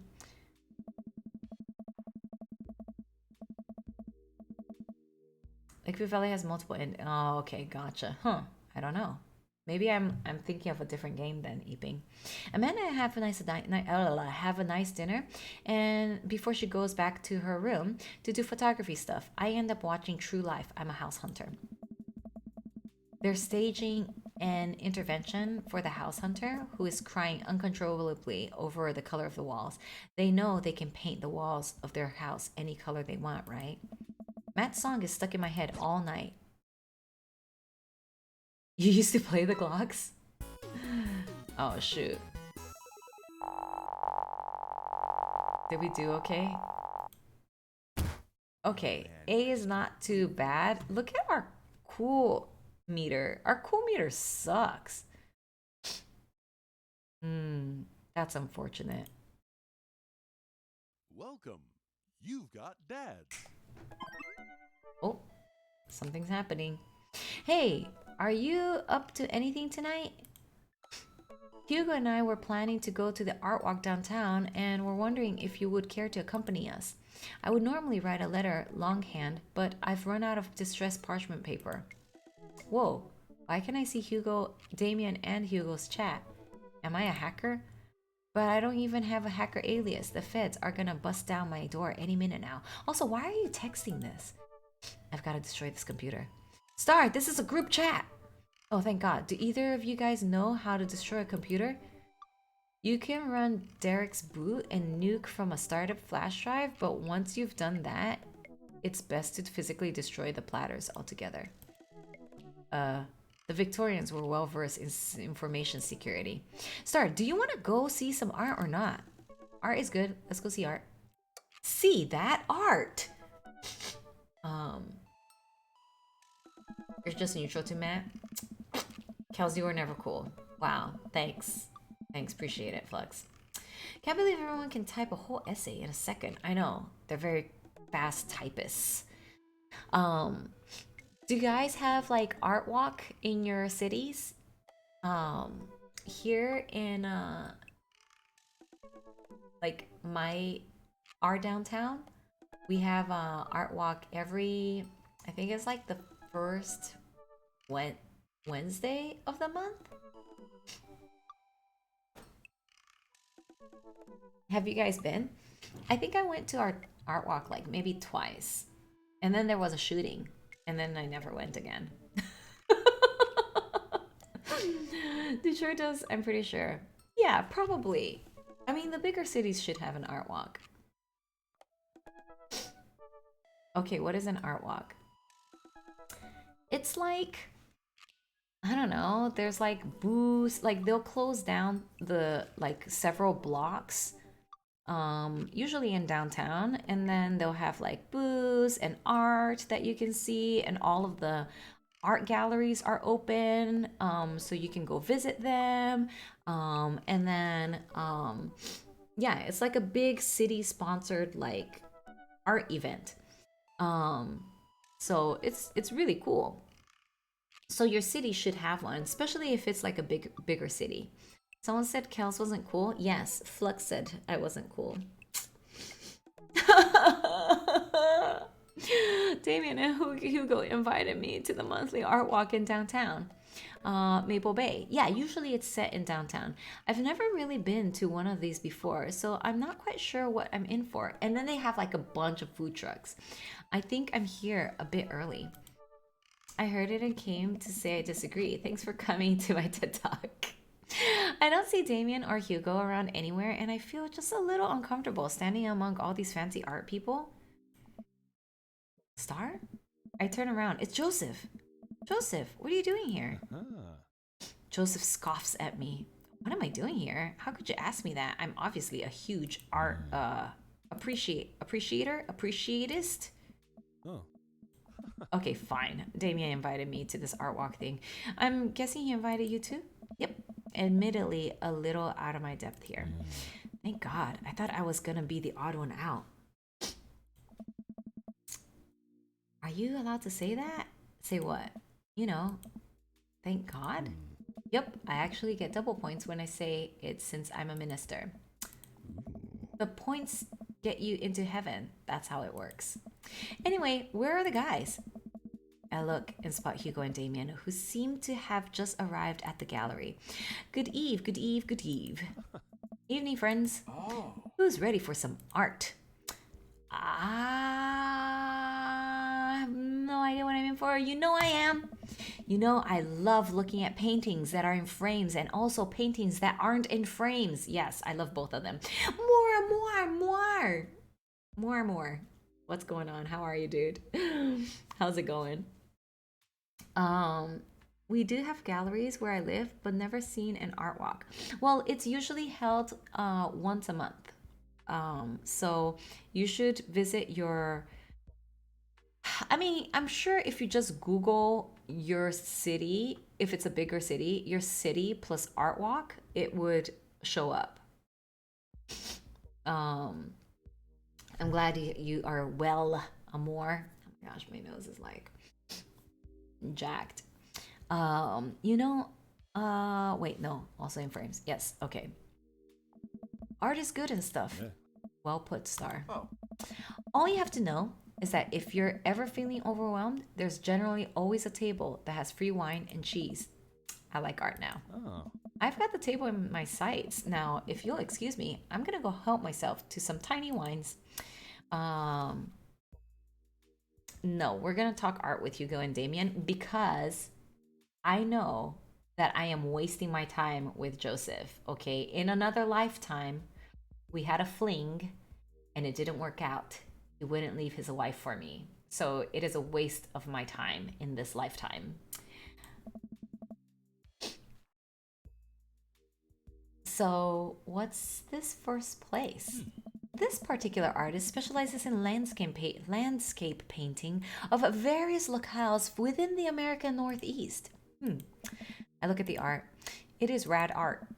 At the risk of sounding uninformed, do all these landscapes look like butts to you guys? Oh.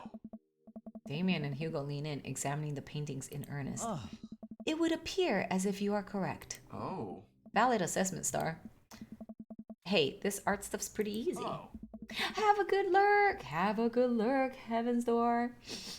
You are the gatekeeper of heaven.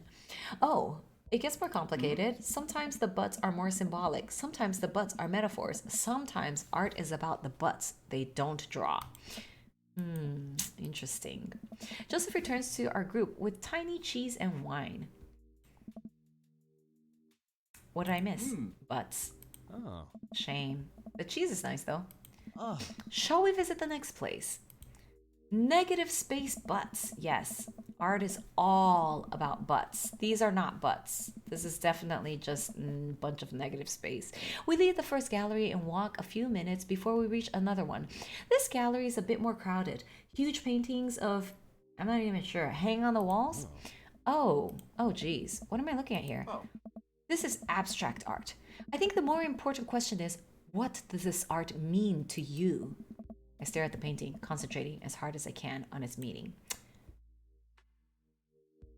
It's a butt. I'm sorry, but perhaps everything is going to be about butts. All art is about butt. That's what we debate, or we came to. That's the conclusion that we came to. Oh my gosh, my nose. That's the conclusion that we came to in the previous art gallery, right? Okay, 1 second. I have to sneeze and blow my nose.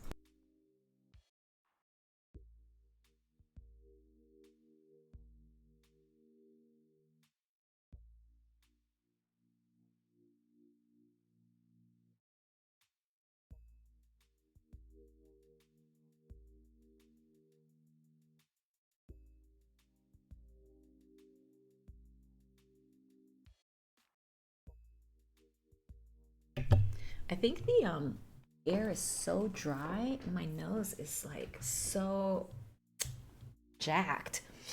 Oh, thank you, my dog. It's a butt. It's a butt.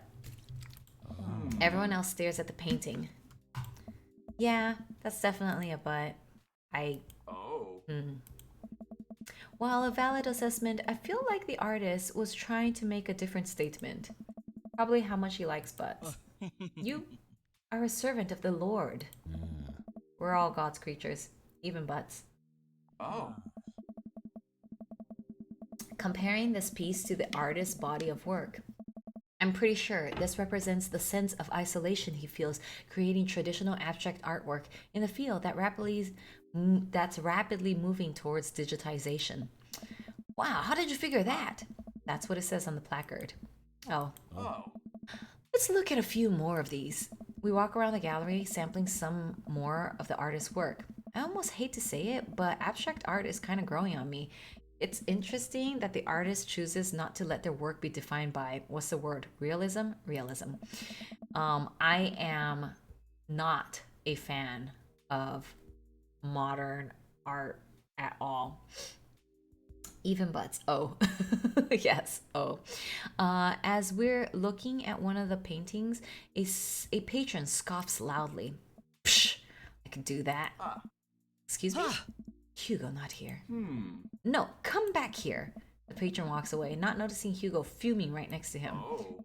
You say you could do that, but you didn't. You don't seem to have the intellectual depth or the artistic skill to execute a piece even a fraction as impressive as this one.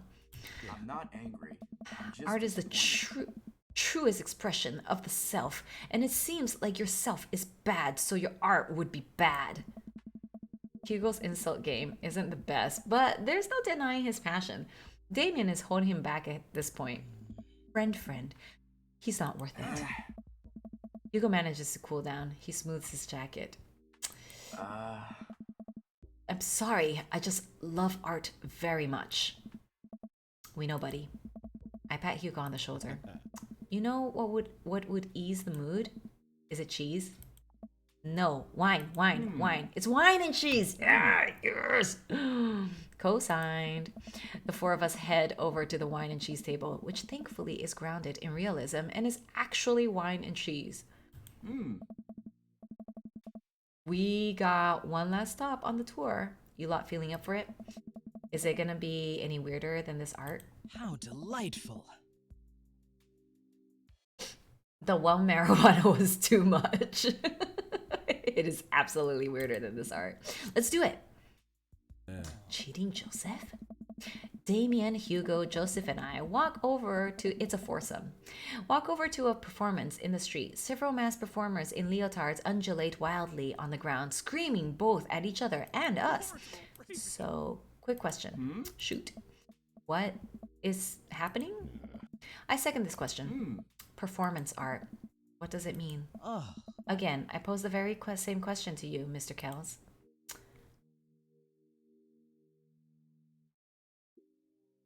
The very humanity of being human. What do you think they're trying to say? I believe it's less about what they're saying and more about why they're saying it. I think there's something special about performance art. With almost every other form of art, music, painting, photography, the artist uses their medium as a conduit for their emotions. With performance art, the medium is the artist. It's the purest expression of raw human emotion. It's art as catharsis. That's beautiful, Damien. So what you're saying is, if I start making really loud fart noises right now, it's art as long as I really mean it. Damien fixes him with a hard stare. I was gonna start making fart noises, but based on your look, based on the look on your face, that joke isn't gonna play well with this crowd. Undulate is a word I do not like. You think Damien and Joseph should hook up? No. I feel like it's... Oh, because one's a vampire and one's godly? Okay, that would be pretty interesting. They do look like opposites of each other. Wise. We watch the rest of the performance as earnestly as we can and clap politely after the dancers scream their way off stage. Phew, I think I'm all arted out. Agreed. We all decide to walk home together. We make our way back to the cul-de-sac, tiny wine and tiny cheese sloshing around in my stomach. I think what I've learned tonight, and not just what I've learned about art, which was nice and extremely informative, but what I've learned tonight is that when you put a bunch of tiny wine and tiny cheese together, it eventually becomes regular wine and regular cheese, followed by too much wine and too much cheese. The tiny cheese lulled me into a false sense of security. I felt safe with the tiny cheese. Wax wings too close to the sun. Oh. Cheese wings? Those would melt in the sun too. I feel like it's more appropriate imagery. Plus, it'd be delicious. A nice Emmentaler, possibly. Hey, if you guys were painters, what would you paint? I actually dabble in oils. I mostly paint landscapes. I'm not very good, but it's a nice way to pass time. Okay, I ain't gonna lie. When we went to TwitchCon and we did the Bob Ross painting session, that was really, really, really fun. Like that was super duper fun. Like I had a really good time doing that. So yeah, that's all I have to say about that. Oh. I think I would focus on personal portraits of people in unique professions, like, for example, luchadors. Um, and you were not hyped for it beforehand, right?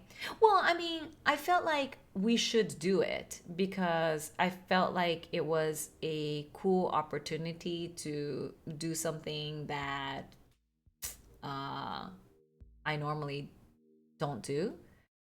But I didn't think it would. I would enjoy it as much as I did. Like I thought it would be fun, but like yeah, I had like way, way, way more fun than I thought I would have. Acrylic is the easiest to manage but harder to work with. Watercolor is so hard.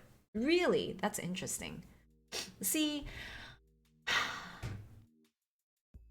I wish I had gone to like I had taken some art classes at some point in my life. I just never did. I think I'd paint boats, seascapes, maybe some lighthouses, mostly boats. Really? Hmm. Yeah, I'm surprised you're choosing boats in favor of a long history of religious imagery in artwork. What? Boats are cool. Hmm. What about you, Star? Tasteful nudes of the artist. Oh, that's like nudes of myself. Food. Oh. I would probably do still lifes of various foods, bowls of fruit, maybe some bread in there. Oh. Would there be cheese involved? Yeah, see, I thought about that. And no, I can't stare at a pile of cheese for 8 hours without eating some of it. That would ruin the whole thing. Watercolor was easiest to me. I want to do acrylic, but it's terrible. Interesting. Ah. Excellent point. We finally get to the cul-de-sac. All right, boys, good art. See, like, okay, so you know how like those painting with wine or whatever, those things became like really, really popular the last, I don't know, 5 years. Um, I've never done any of that because I felt like the because um you can see like what they're going to teach you to paint, and like it's always something really, really lame, like I don't know, really lame. So I'm like, why am I gonna pay to paint something lame? Like I can buy wine and cheese and do that myself. um so I don't know, I just never felt like, but like the Bob Ross one was really cool. Like I came out with something pretty cool. Definitely get some decent paper and watercolors and just look stuff up on YouTube. It's totally doable. Maybe I could do something like that. Yeah. um Acrylic, you need to add a bunch of things to make it easier to do what you want, otherwise it just dries. Huh.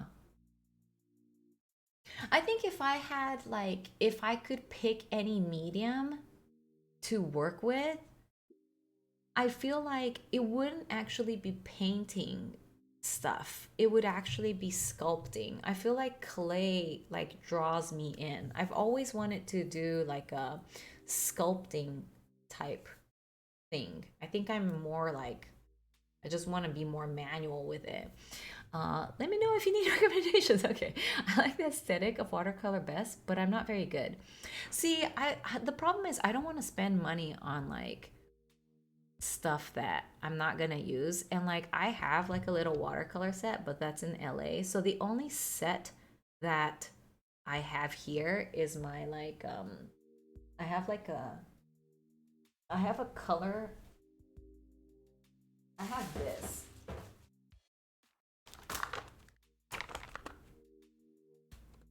I have my Cajan d'Ache. So it's like a shit ton of what's it called? Um Colored pencils. So if I can do something with this, I would. I just don't know what. But I know like I so there's like a little manual in here, and you can actually, it shows that you can use like watercolor techniques and actually like, I don't know, use the color pencil but with water. But like I don't know how to use this. um Hey Onipo, what's up? I used to do Chinese watercolor when I was a kid. Interesting. My grandfather loved my paintings, and my paintings are still hanging at my grandma's house. Huh. Watercolor pencils are neat. Yeah, like I think they look really cool, but I just don't know what to do with it. So, as you saw, it's like not very used. Like all of the pencils are like pretty big still. All right, boys, good art. Good art. Ah. Agreed. Ah, See you guys around. Whether you want to or not, we're all neighbors after all. See, it would be cool to live in a cul-de-sac because of this. Like if you had like a bunch of friends that you can go out to like art walk and you just kind of live close to each other and you could just walk to wherever together, that would be pretty cool. I head inside to deal with my inevitable cheese over. You know what exponentially helped me out with watercolor? Tell me. Tell me. You've got dads. Tell me. A water brush. A water brush. What is that? It's the most amazing invention. Interesting. I am gonna look it up right as we speak. Water brush. Oh, I know what this is. Yes, I know what this is. This is really cool. Yeah, these are super cool. Good for portable painting, right? It's like a brush filled with water that wets itself so you don't have to. Yeah. No. I know exactly what you're talking about. Yeah, that's pretty cool. Yeah, I have definitely I have definitely seen this. All right, last date. This is the moment. Are we gonna date anybody else? We should save here. Let's save here. This is the moment we save.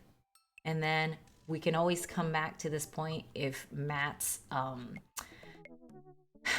doesn't go very well. I'm hoping that we have a good ending this time. Maybe I will paint this weekend. I was able to draw in every class after finishing my assignments, and that really got me good at watercolor. I was just never really a very good, very good with art. I don't know. It sucks. I wanted to be good at art, but just never really got into it. Matt and I have spent a lot of time together lately. After we went record shopping the first time, it sort of became a weekly tradition for us to scope out Final Fantasy VII for new releases. Wow, really? On quieter days, I'll go to Coffee Spoon just to hang out with him. I haven't taken any art classes since middle school, probably. It's all just patience and practice. You know what I think it is, though, Experiment? I think that my creativity is not very good. But I think you're right. Like, I think that's the kind of skill that you can actually develop with more experience. Like, you just have to study and look through a lot of images and look through a lot of images until you just soak that in, right?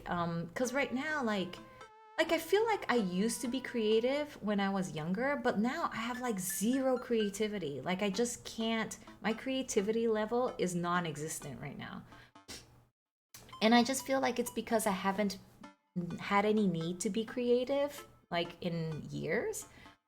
I wish I had been more diverse in high school and college, but I was 100% science pretty much. I did take digital art in college one semester. See, but that's good. Like that you even did that. He's been trying to get me to branch out from my usual black coffee to try new drinks, and they're always delicious. Since I've been spending so much time with Matt, Carmencita, and Amanda with Matt, Carmencita and Amanda have become really close friends. Amanda's taken Carmencita under her wing, teaching her about photography, helping her with homework, introducing her to music that's not just boy bands. Well, she did end up taking her to one of those scream, cry, dancing boy concerts so Matt wouldn't have to go. A truly heroic move. I can tell that Carmencita really looks up to her a lot, so it's great that Amanda's trying to be a good mentor. The open mic night is tonight. Amanda and I busy ourselves getting ready. I try to pick out a nicer outfit than usual and pace around the room. A bunch of really cool bands are gonna be playing, and I'm excited to see them. I haven't been to a show since the first time Matt and I hung out. It's weird. Ever since Matt played piano for me that one time, I've never been able to convince him to do it again. He's told me that he also plays guitar, drums, and even the trumpet. He still won't play any of them. For someone so passionate about music, it's strange that he doesn't want to actually play it. I mean, obviously it reminds him of his dead wife. Hello? You ready to go, Pops? I can hear Amanda in the hallway as she approaches my room. Yep. You're a photographer. Don't you count that as being creative? No, because what happens with me as a photographer is that I will basically I just analyze a few things and then I don't do creative photography. Does that make sense? I don't know if that makes sense, but I don't do any creative photography. I just do really all the poses are in my head. I memorize the poses to do, and they just do these things, and sometimes I kind of have to think about I don't know,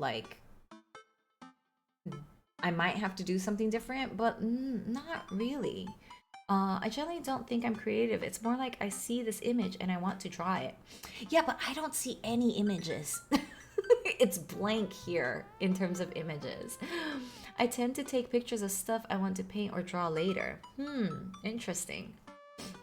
Maybe I should do that. I just can't, I don't know. I just can't bring myself. Because, the thing is, I was thinking, what would be a really cool idea if I could, and I mentioned this before, if I could, go into the studio, I would stream going into the studio, doing, since I can't shoot other people just because for the stream, unless they agree or whatever. I would do maybe something in terms of makeup and then shoot myself, right? And then maybe stream even the editing process. But then I'm like, oh my god, this is so much work. And I'm like, I don't really want to shoot myself. I don't want to do that. So I can never bring myself to do it, especially particularly the makeup part. I'm like, I don't want to put on makeup. I would like to see the editing process. That would be neat, man. I mean, the editing process, it's kind of whack because you do a lot of changes. Even the most minuscule changes really affects the entirety of the photo. So at the end, it's you, but it's not you, or it's the person, but it's not really the person. I don't know. It's really weird. It's going to be okay, Kels. Life gets better. No, in real life or Pinterest and stuff. Oh, okay. I see what you're talking about. Okay, experiment. Yeah, we're not worth it. It's not a matter of worth it or not worth it. It's just a matter of I don't know. Because I don't do it. If I was naturally doing that, that would be different. But I would have to learn how to put on makeup. And then I would have to the photography part is whatever. I don't really care about that. But then I would have to purchase the correct outfits, right? And and I'm not into fashion at all. So it's not even a matter of it's too difficult in terms of oh, that's a lot of things to do. It's difficult because my brain doesn't work in that manner. I'm not into makeup and I'm not into fashion, so I wouldn't even know how to do this. You know what I mean? Um, yep. Amanda pops her head in and looks me over. She pinches the bridge of her nose. Also, the thing is, like, I've returned from another. Okay, Evans, welcome back. The thing is, I'm the type of person who I don't. Okay, so like, if you follow me on Instagram, I take selfies and I post it on Instagram. This is very difficult for me to do. Like, I'm not a self, like, I'm not about myself. So it's really difficult for me to like take pictures of myself and post about myself and that kind of stuff. So like to do that kind of streaming would be really rough. I went to date Robert. I accidentally got his bad ending. You're not good at selling yourself? No, but that's different. Marketing would be different. But I just don't like to. I don't like talking about myself. Like, I feel like selfies and that kind of stuff is very egotistical. So, and I'm not like that. Like, I'm not that type of person. I'm not saying it's bad, but that's not the type of personality that I am. So it's very difficult for me to break out of that. Like, I have to force myself to do that. I feel bad about dating Robert, so I'm gonna do it again. It's much easier to post pictures of food. Yes, that's true. It's always much easier to post pictures of food. Yes. Amanda pops her head in and looks me over. She pinches the bridge of her nose. Dad, we talked about this. What? The sandals. They're older than I am. Vintage, some would argue. I thought you threw them out? Amanda, since when did you enroll in Fashion Police Academy? I got kicked out because I was a loose cannon who didn't play by the rules. For example, you're not allowed to mix florals, but you can totally, you totally can if you have a good eye for color. You're out of your jurisdiction, rookie. Amanda guards the door until I pick out a better outfit. Stop! Those sandals are going directly into the evidence locker. It's the trash. Fine. I reluctantly walk over to the trash in the kitchen. These sandals. We've been through a lot together. I should say a few words. Hey! What's going on? How are you, dude? There's definitely a self-assurance aspect to it. Yeah, like there's just something, yeah. I don't know, like being able to be comfortable enough with yourself to some extent.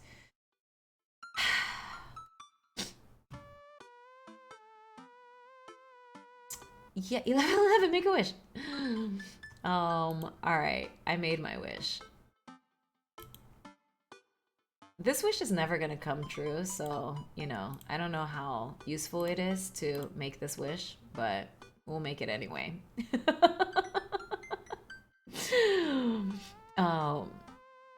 You carry me when no one else could, sandals. I don't know who I am without you. Thank you for your service. I'm gonna go with this. There's that old story about the footprints in the sand, and when there was only one pair of footprints, that's when I was wearing you. Yeah. Come on, Dad, we gotta go. I've never seen the coffee soon so packed. I spot familiar faces from the pub concert, all sipping on their caffeinated beverages of choice. A couple of people are setting up on stage. I don't see Matt, but I'm sure he's busy in the back. It looks empty to me. Amanda and Carmencita find each other immediately and do their secret handshake. Some complicated clapping with their hands and then a big hug. Star! I turn to see Hugo sitting at a table with none other than Damien. Are they dating? Because this is like the second time we've seen them together. Fancy seeing you two here. I am, as you know, a dedicated patron of the arts. It's a bit of a tradition between Damien and I now. Matt's open mic nights always seem to bring out the best talent in town. They're both vintage. Sometimes it gets a bit odd, even for my admittedly eclectic tastes. You guys see Matt around? Yeah, He was just helping that Pablo kid get some equipment out of his van. Whoa, Vacant Veil is playing a set? What? It's a witch house. Damon's ears perk up. What is that? I don't know. Well, it sounds delightful.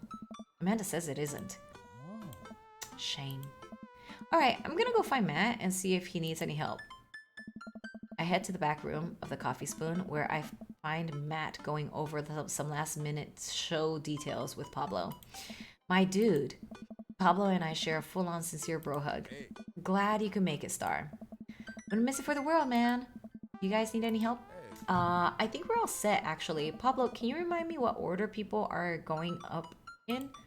Well, you got the handsome and unforgettable Vacant Veil opening up the set with selections from his new album, Witch Diaries. And then the third waves, who are all extremely attractive and could beat me up, and I'd still be into it, are playing a 3-person acoustic set. We got a little bit of spoken word in there. Oh god, I hate spoken word. A magic act. I love magic acts.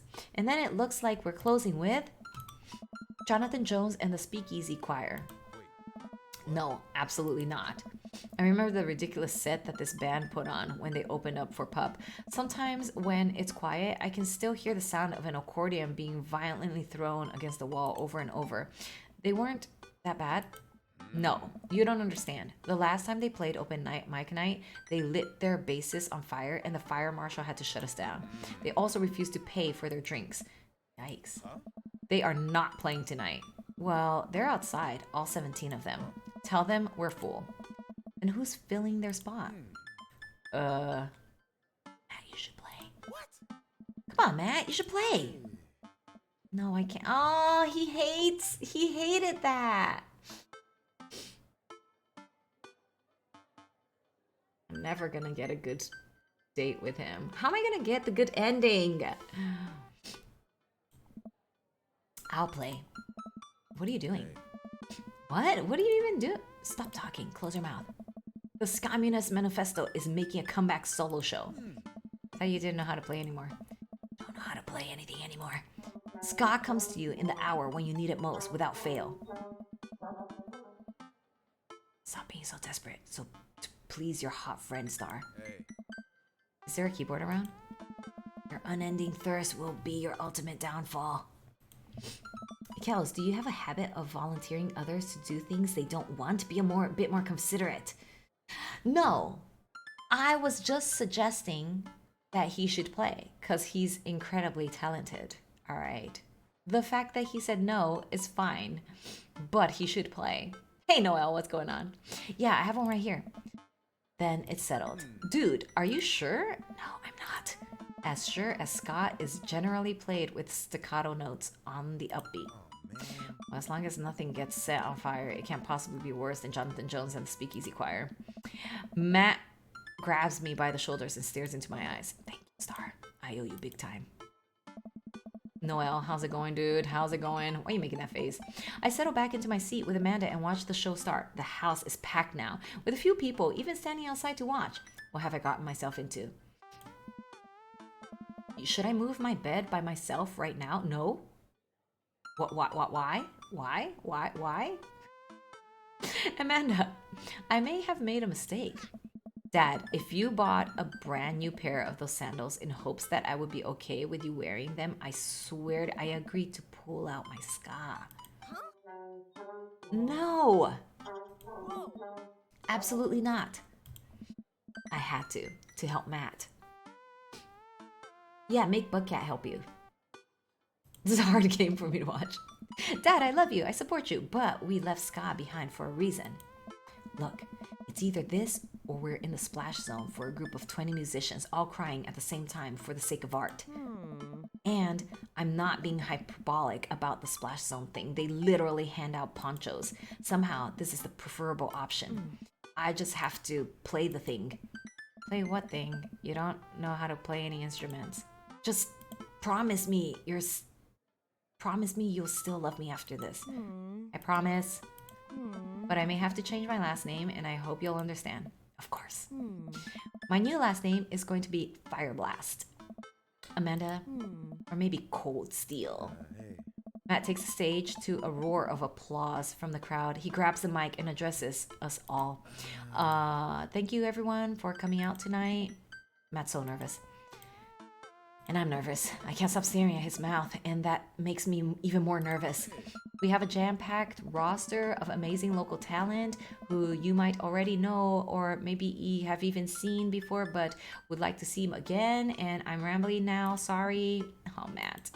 So let me just bring on a dear friend of mine who's making his live show debut. Please welcome to the stage, Vacant Veil. The crowd cheers again and Pablo bounds up to the stage, beaming. He sets up his 2 laptops and keyboard and launches into his set. Thank you, everyone. This one is called Witch House Never Dies, and you're next. Pablo hits the crowd with a heavy, inaccessible synth bass layered under drum samples and clips from science fiction shows played in reverse. It's maybe not the right show for this, but everyone seems to be enjoying whatever this is. At the end of the song, Pablo jumps on the mic. Thank you to all the veil wearers who came out tonight. A portion of the crowd cheers. He has a fan base already? He has a name for the fan base? This is his first live show? You can buy t-shirts out of the trunk of my car after the show.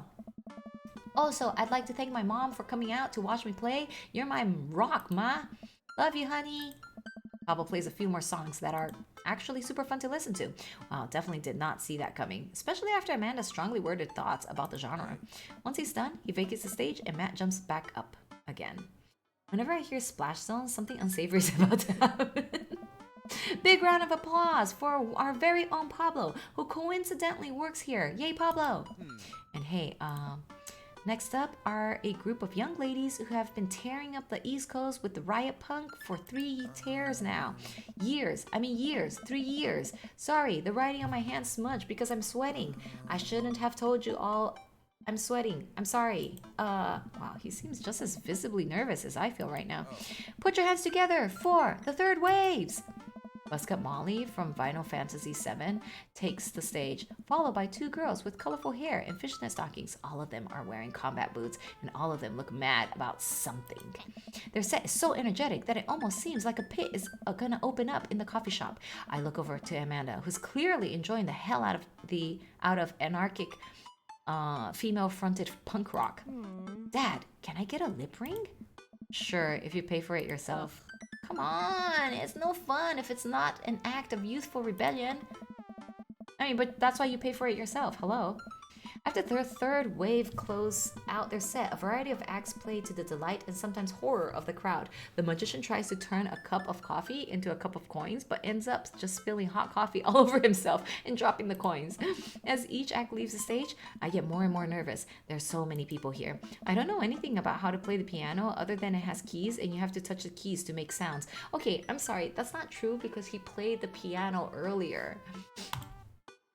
Also, I almost spilled the flat white stripes in my hand because it's trembling so much. No joke, Dad. I'm rooting for you. You're gonna knock him dead. Thanks, Manda Piana. An improv comedy group takes the stage. They take suggestions from the crowd and end up doing a scene that was supposed to be about coffee, but instead turns into 5 minutes of dick jokes. Classic. Milkman would love it. I have a hard time laughing. My stomach is tying itself into knots.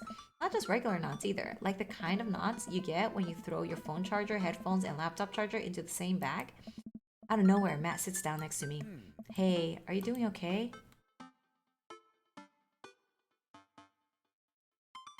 Nothing is wrong. I want to reassure him that I'm okay, but I just can't get the words out. Second bad ending. No! No! I'm here. Hey. Alright, just making sure. I know you're gonna do great, Star. Matt squeezes my shoulder and jogs back up to the stage. Everybody, we're down to the last act of the night. Now this person, who is my friend, is making the return to the stage after a long hiatus. Please welcome, formerly of the Communist Manifesto, Starkells. Oh shit. Proofreading is not this game's strong point. No, it's not. Everyone cheers as I take the stage. Damien and Hugo are staring at me in shock. Hey everybody, good to be here. Thanks for having me on. Great crowd. My name is Star, but you can call me by my stage name.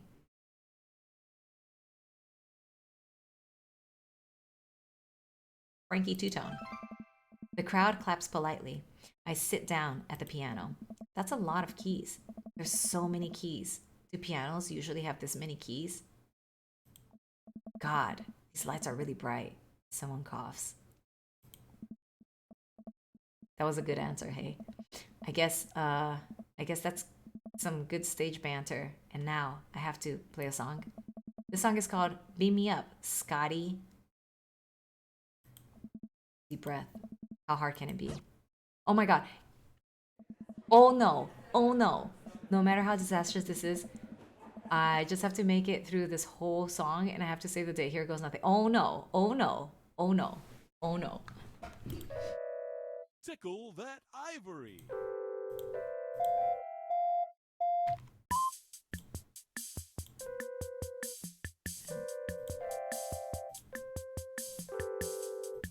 Pick it up, pick it up, pick it up. Oh, oh. Sing that ska tune.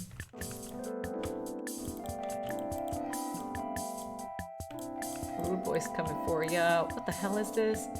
Take warning. It'll be alarming. Skinking. Am I playing? You're terrible at this. I don't know. I think I'm doing well. Everybody ska.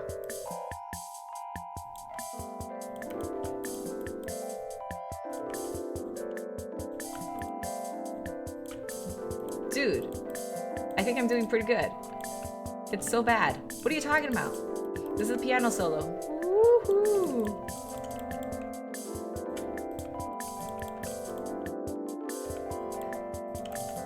Okay, I need this to end like now.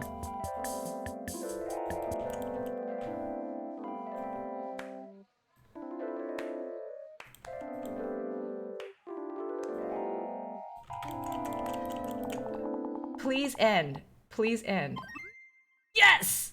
Doing your best deserves an S. That's right. I did my best.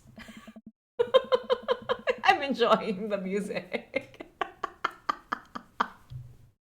I look up at the crowd. I see a bunch of sheeple shifting in the seats. Oh no, I'm losing them. Ska really is dead, and I killed it. Everybody ska? Everybody ska! Like a checkerboard tie wearing angel descending from two-tone heaven. Matt walks on stage playing the guitar. We lock eyes and he gives me a reassuring smile and he effortlessly plays the chords to the song. I look out and see the crowd go wild to Matt's appearance on stage. Everybody's bouncing around now. It fills me with renewed energy as we jump into the chorus. Beam me up, Scotty. Beam me up, Scotty. Beam me up to Scotty. Wait, beam me up to Scotty to the Ska Trek Enterprise. Oh my god. Matt jumps into an improvised solo that was way better than the one Darren Springstead wrote in high school. I just came in and Kels just slamming on the 3D piano. We make it to the end of the song in one piece and the crowd goes wild. I'm moist with sweat. Moist!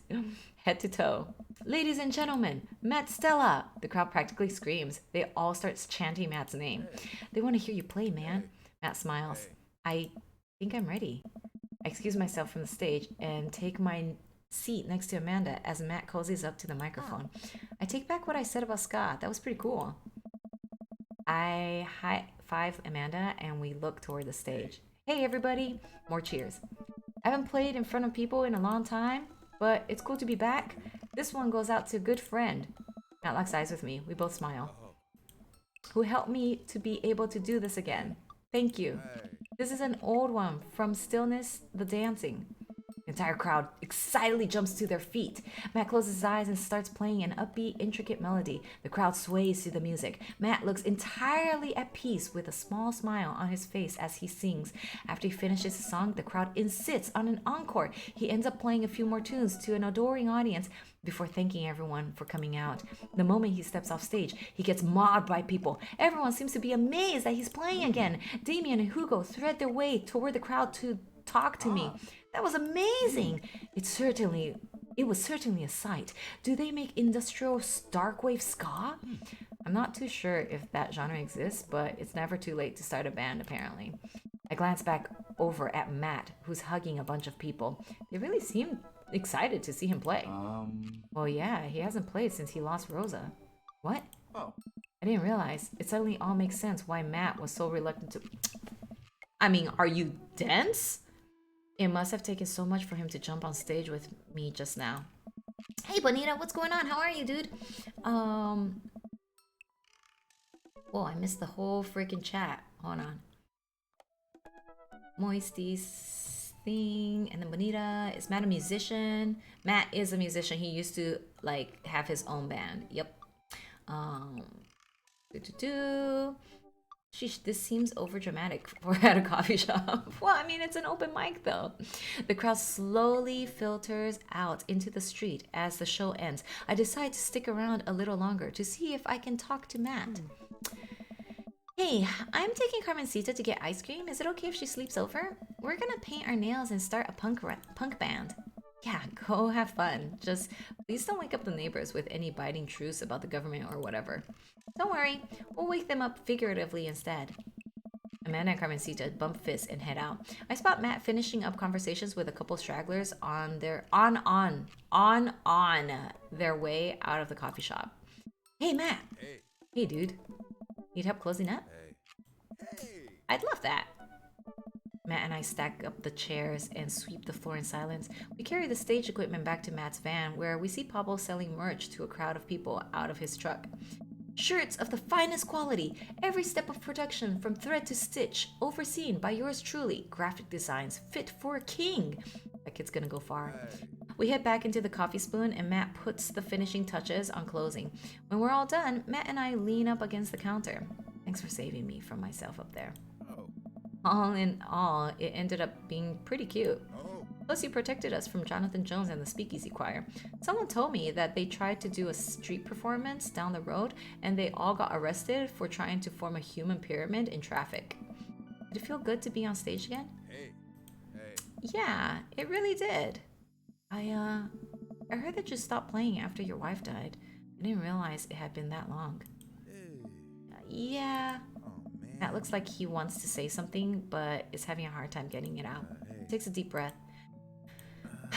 I'm not really a people person, obviously. Else make me nervous as hell, which is not exactly the best for performing live music, but when I was with Rosa, she lit up the room. I could follow her lead. After she passed, I was lost. Even touching a guitar hurt too much. I tried playing for people over and over, but the music would never come out, so I just gave up. Guess what I'm trying to say is, life wasn't this scary when I had someone in my corner, someone I felt safe with. I hadn't felt like that for a long time, until tonight. What changed? Hey. You. Blood rushes to my face. When I saw you looking so scared on stage, you remind me of myself. And I don't want anyone else to have to feel that bad. But when I got up there and started playing, for the first time in forever, I felt comfortable. I was having fun. I had spent all this time being so afraid of performing that I forgot how much I loved it. Your strength gave me strength. Whether you were trying to or not, you got me out of my comfort zone, so thank you. Hey. Thank you for helping me realize that I can do this. I'm glad I could help. You coming on stage, I didn't think you would stick your neck out for me like that, especially considering all of this. That really means a lot to me. Oh. Well, you mean a lot to me. Matt and I lock eyes. He leans in and kisses me quick and soft. He pulls away and covers his mouth. What? Oh God, I'm sorry. Sorry, I can't believe I just did that. Neither can I, but I'm glad you did. My lips touch again. I brush his hair out of the way and rest my hand on the small of his back. Matt pulls me closer. Everything about him is sweet and soft. His lips taste like vanilla. He smells like coffee cake. I can feel him smile through the kiss, which makes me smile. He laughs into my mouth, and I can't help but laugh too. Our teeth knock against each other. Oh my God. How? The moment I open my eyes, I realize we're still leaning against the espresso machine. Maybe the coffee shop isn't the right place for this. Maybe you're right. Let's go back to my place. Oh, we're going back to his place!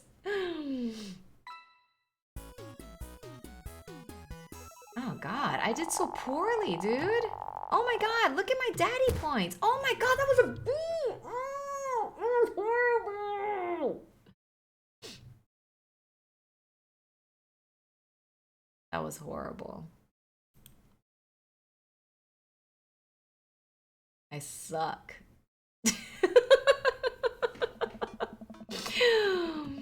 B is for the band. That's right. Phew. I think I have everything finally set up. Amanda should be here any minute now.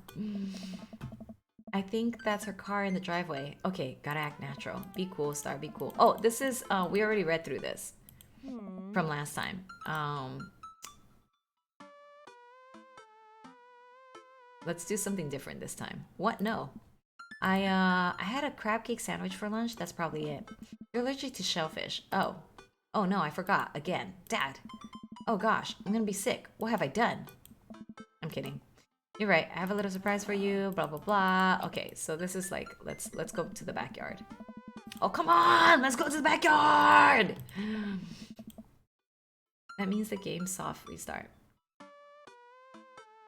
Yes, because the first time around we dated Joseph and he wouldn't leave his wife for us. So I was pretty mad about that. So like I restarted back so that we could date a different guy.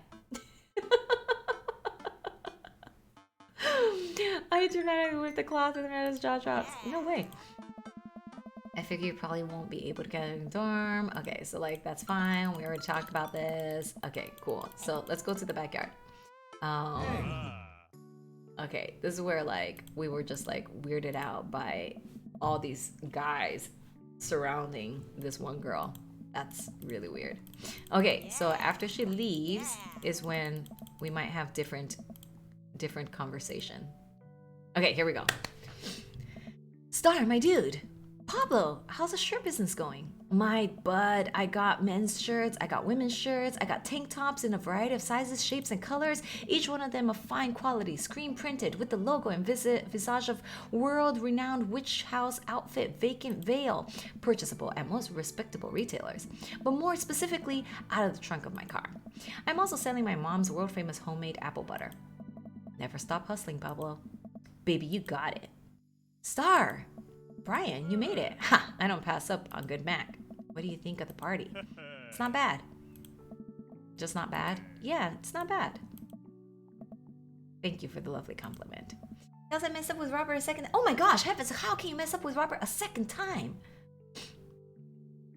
Daisy drops up. Hi, Amanda's dad. Hey, Bryce daughter. See, this is okay. So like, this is the same. I thought we of course we don't have like different conversation with these people because we didn't date any of these people. So it's basically the same conversation as last time. Yeah, blah blah blah. They ate the. Okay, here we go. Looks like you've settled into this neighborhood quite nicely. Yep, couldn't ask for a better cul-de-sac. Well, I'm glad. Hopefully, we'll see you at more church events. We got a big schedule planned for the rest of the year, and I'm sure the kids would love to see your dance moves again. Sure thing, Joseph. And maybe if you aren't doing anything later, we could hang out sometime. No, I'm never gonna hang out with you again. Sure, Joseph, that'd be great. He's just looking for a booty call. Hope see you later. Hugo comes up to me with a plate of mac and cheese. Hey. Would doing the dirty at the church be a major sin? I would think so, yes. Thanks, Hugo. You know, I'm really pleased to see Amanda doing her dreams. Okay, no, this is the same as before. Okay, blah blah blah. And then Robert, that's the same as before. It's a little bit awkward between us because we were almost slept together, but we didn't.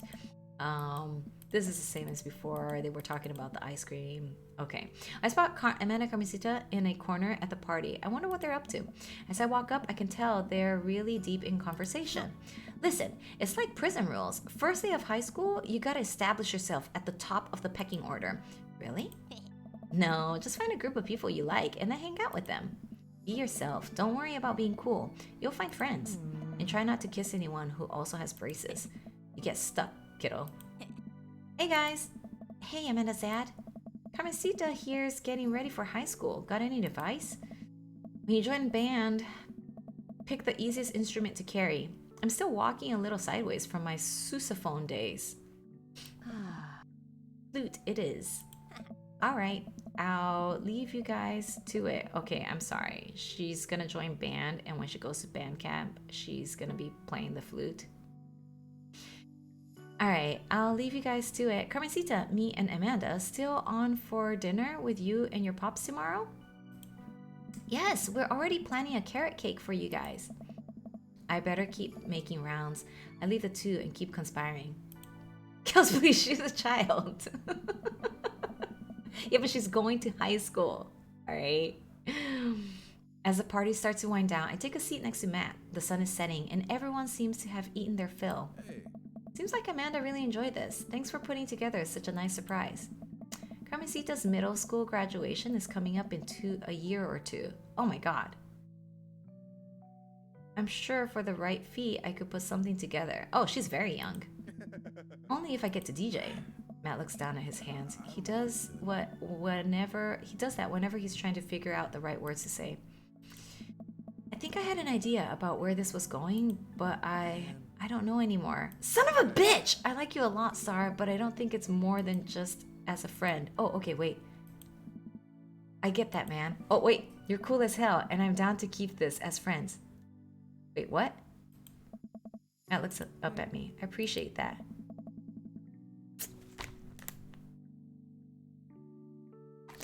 Come on!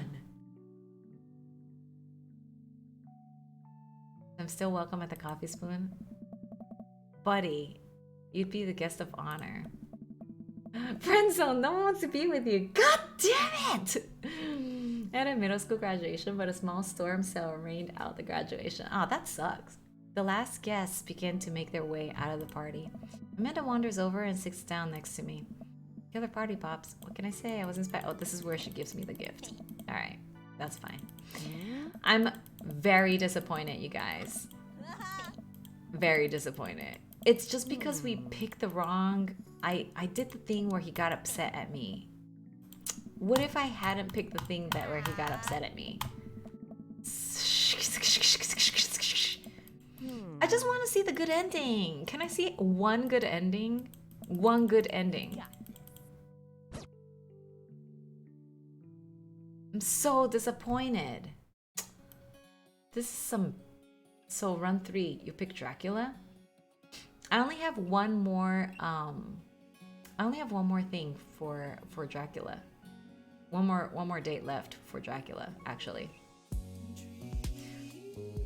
Bad endings only. It is bad endings only. What's up with that?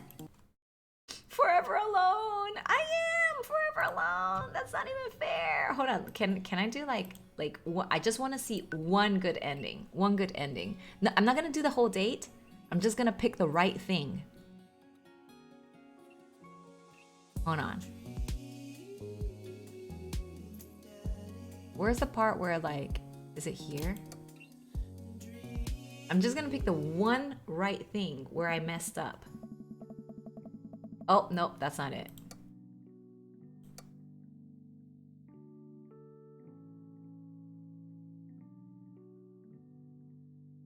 This one. Ah, I got another bad ending. Ah, no. Oh, come on. I have to do it from the beginning? Welcome. You got that. No. This sucks. Hold on. Hold on. I'm just gonna fast forward it to that one point. That one point. I just made one bad decision.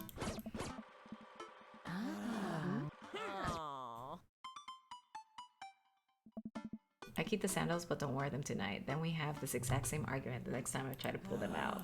I guess. Come on, Dad. We gotta go. Alright, let's go. Come on. Here, this is the moment. This is the moment. This is the moment. I'll do it. Okay, let's do it. This is it. This is it. Let me get a good ending right here. This is the moment where, like, I messed up.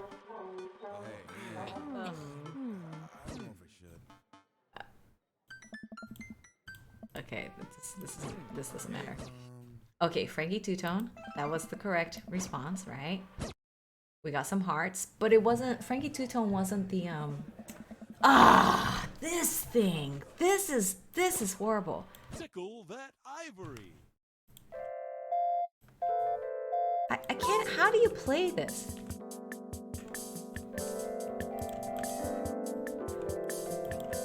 I'm gonna do some random shit. This minigame sucks, but did you go back far enough? I think so.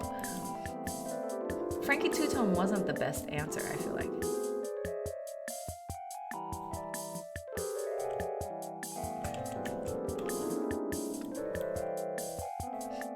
Pick it up!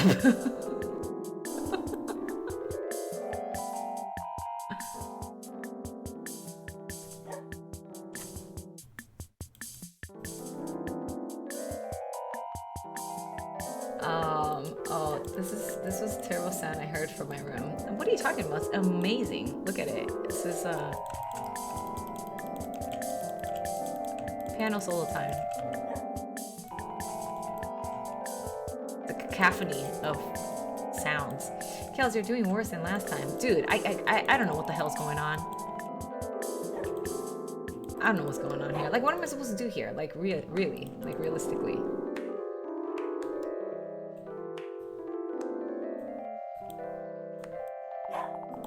Alright, that's good enough. Alright, perfect. S. Good enough. Can we get a review? Actually... Yeah, no. That was terrible. Alright, that's good. That's good. Okay, here we go. Hey, hey, hey, hey, hey, hey, hey, hey, hey, hey. You're doing great. I enjoyed it. Thank you. Thank you, Heaven Soar. Appreciate it. Hey, hey, hey, hey. All right, I think we did better this time because look at that. Look at okay. Shoot, what about Rude Boys? Oh, but we got an S. Okay, we got an S. That's perfect. Perfect. We got an S. Oh, man. Okay, this is our chance. Guys, this is our chance. It wasn't a B. It was an S. It wasn't a B's. What do you think you are, my daughter? For literally my entire life, yes. I'm kidding, you're right. I have a little surprise for you. Okay, this is where she has a surprise for me. Let's go back to the backyard. All right, let's see. Forget this. We've done all of this, all of it. We know all of this. We just have to get to the bench. Let me see if I got the good ending. Please tell me I got the good ending. Let me get the good ending. Please let me get the good ending. Here we go. Come on. I don't want to talk to Amanda. All right, here we go. I take a seat next to Matt as the last guests make their way out of the party. Seems like Amanda really enjoyed this. Thanks for putting together such a nice surprise. Carmencita's middle school graduation is coming up in a year or two. I'm sure for the right fee, I could put something together. Only if I get to DJ. Matt looks down at his hand. It seems okay. Here we go. Hey, I just want to say that... Ah, gosh, this is gonna come out dumb no matter how I say it. So here it goes. I haven't felt this happy in a long time. Whoa. You brought out the best in me, and it wasn't just because of the ska. Although that was really cute. Every moment that we've gotten to spend together since we've met has been an adventure, and I just hope that we get to keep doing that. We make a pretty good team, you know? I mean, I'll let you handle my music playing and the music singing, and actually pretty much everything related to music, but I can organize a party pretty well. I'm also good at kissing, so that's a big plus. That's true. You are very nice to kiss. I slide my arm around Matt and run my fingers through his hair, giving him a small kiss on the cheek. He giggles. See, that was a good one. And hey, I've actually been working on some new stuff. It feels really great to be writing again. Oh man, Matt, that's amazing. I'd love to listen to it sometime. If you were comfortable sharing it with me. Maybe I could show you some of my tunes, some new tunes I'm working on in the studio later.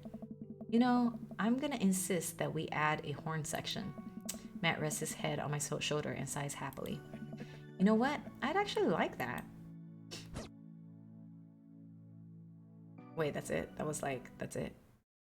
Oh. Was that like...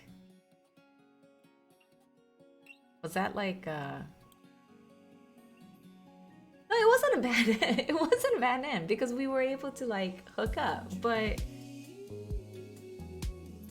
was that satisfying to you guys? I felt like that wasn't very satisfying. I think there's a prize. What prize? That was lackluster. Yeah, like that wasn't very satisfying. It was a meh end. Damn. Remember we used to walking into rooms and the character is dead. There's supposed to be a picture. I blame Homie. Oh! Oh! That! You're talking about that. Man. He went up, I'm sorry, but he went up to open mic night with his shirt like open like that? What the hell? You go out and perform in public like this? Yo.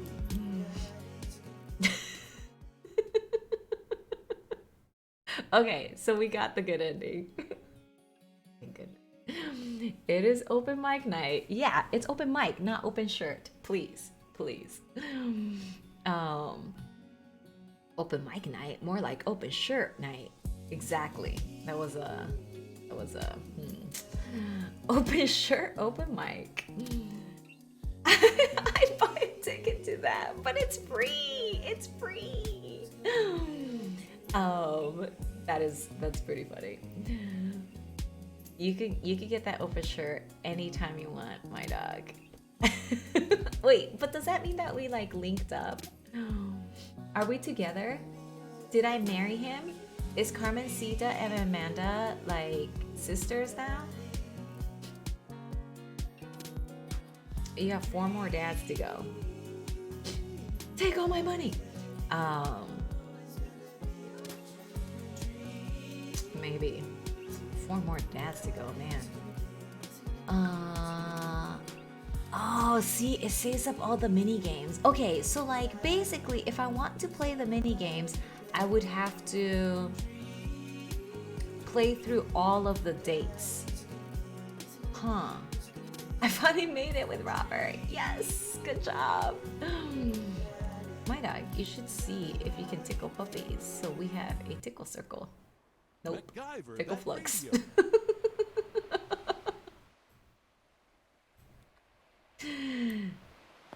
This is that weird thing. Ow. Oops.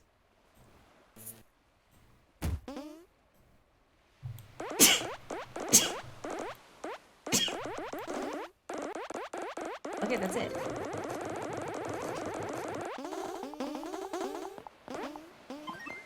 Oh! Did you see that? S++. S++. Yo. Yo, yo, yo. Yo, yo, yo, yo. Yo.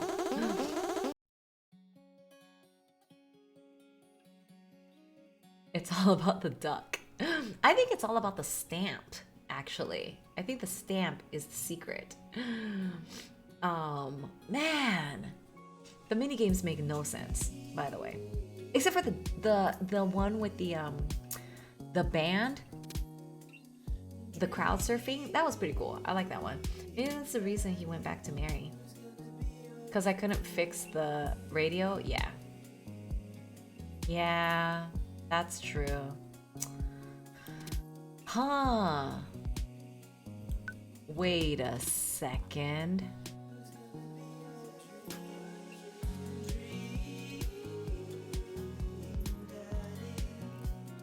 Wait, 228.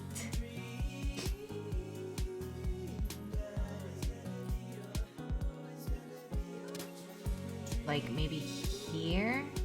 11:42. No, this is like right now. It would have been like here.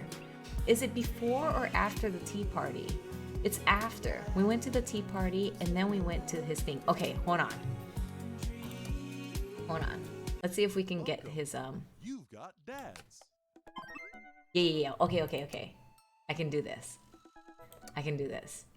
It's all about the stamps, guys. We're gonna get him to break up. It's gonna happen. I'm gonna break up the marriage. How much does college cost? You guessed it, the exact price of a yacht. Time for the homeworking. That's right. I'll give up all my hopes and dreams to live on a yacht, sail the seven seas, grow a really long gnarly beard, marry the ocean.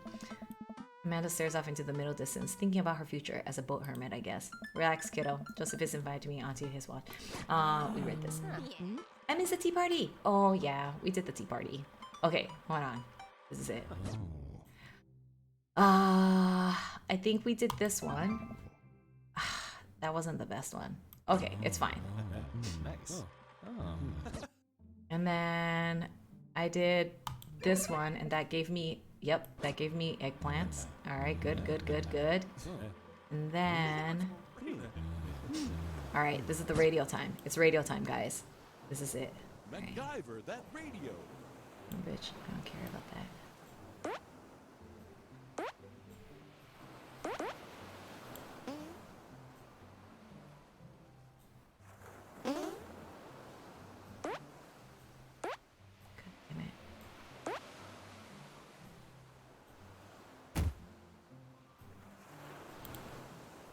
Oh my god.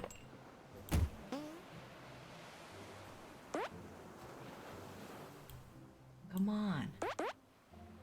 Okay, that's not too bad. Oh! Come on.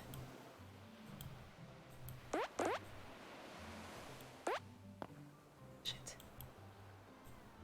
It's the noise. You gotta listen out for that bloop bloop bloop bloop bloop bloop bloop.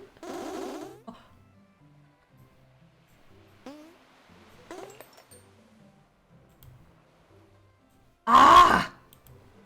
Okay, wait, hold on. I want this gum. Get me this gum back, dude. Oh my god.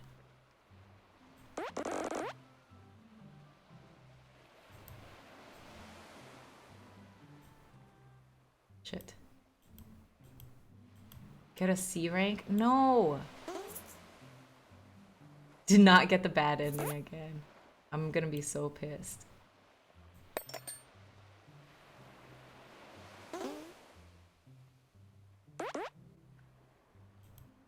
How come I can't get that gum back?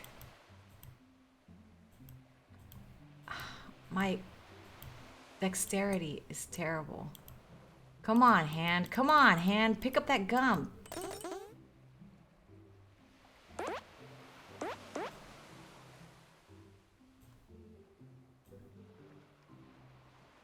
It's all about that noise. No, that's not the right noise. Okay. That's not horrible.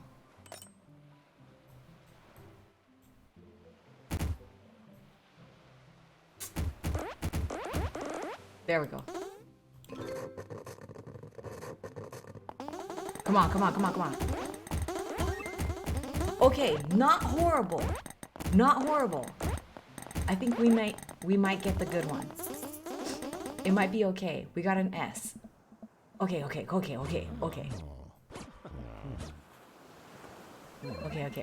More eggplants. More eggplants. Shit. I gotta go through all this stuff.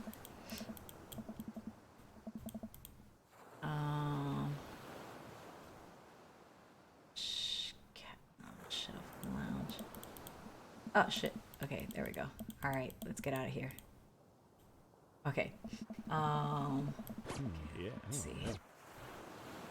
Our pork. That gives me more eggplants. More eggplants. Oh no, this doesn't matter because this doesn't give us anything here. Okay, this is like whatever.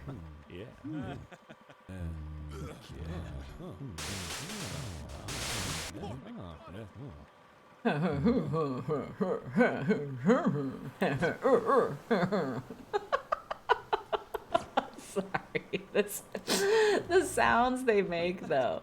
I just think it's really weird. Especially when you like fast forward it, it's like a little bit bizarre. Okay, come on. Okay, we got pretty good here. Okay, look at that. Look at this. Okay, this is good. S plus, A. Ah, shit. Okay, is not horrible. What did we get last time? We got a B last time. So A is pretty good. One weed. One weed. How many pots have you smoking? We bought one weed.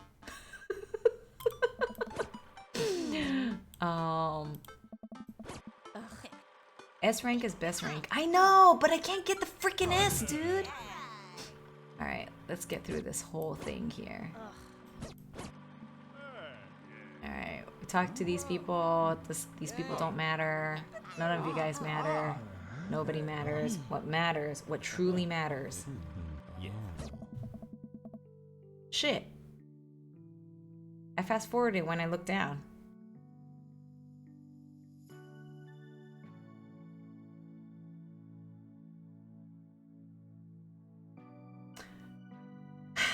Okay, you know what? I'm about to table flip this shit.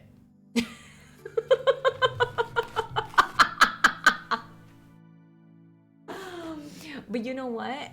I don't think that was a good ending anyway. I don't know how to get a good ending with this guy. This guy's kind of tough. I don't care about you, Amanda. What I really cared about was that dude and breaking them up. He's just asking for like, put that table back. He's just asking for a booty call. Like, I don't like that. Coco, what's going on, dude? How are you, man? So we played through 2 dates and like we got the bad ending and I was very upset. So like I cheated and went back and then I got a good ending, but only because I cheated and went back. But I got like 2 bad endings.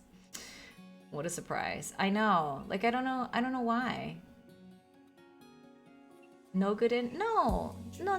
Like on the second pass of Matt, wasn't that the good ending? Like he was like, oh, I like you, and then like we got like a photograph at the end. That wasn't the good ending?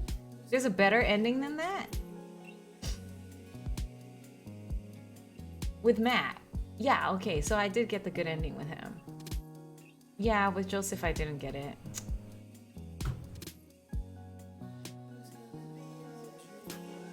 Why is it so difficult? The picture is a good ending.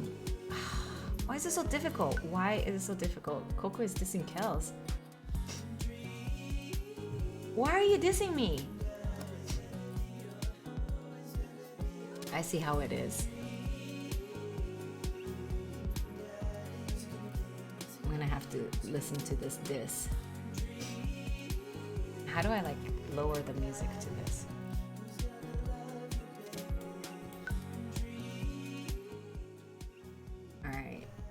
Alright, Coco.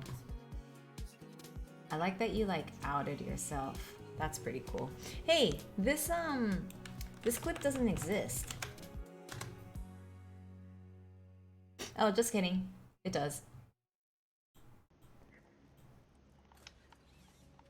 I mostly watch this streamer named Starkills for the memes as well, and the bad endings of games. You know, the endings that we're all like, we try not to get because everyone wants a good ending. So it's kind of nice to have somebody to, you know, just take one for the team and find out what the bad endings are. So it's always cool. Okay, that's not what I'm trying to accomplish. I'm not taking one for no team, alright? Nobody is trying to take one for the team and get the bad endings, alright?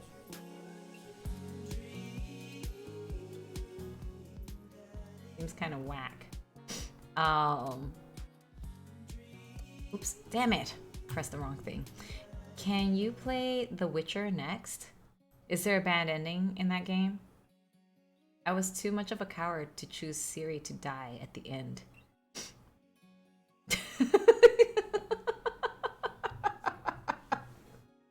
So basically, you want me to get the bad ending for Witcher. Cool. Appreciate it, dude.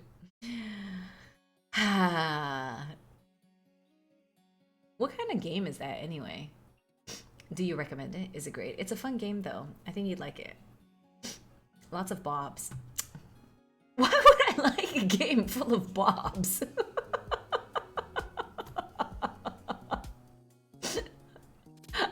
How is that a game for me? One of the best open world RPGs I've played. Huh.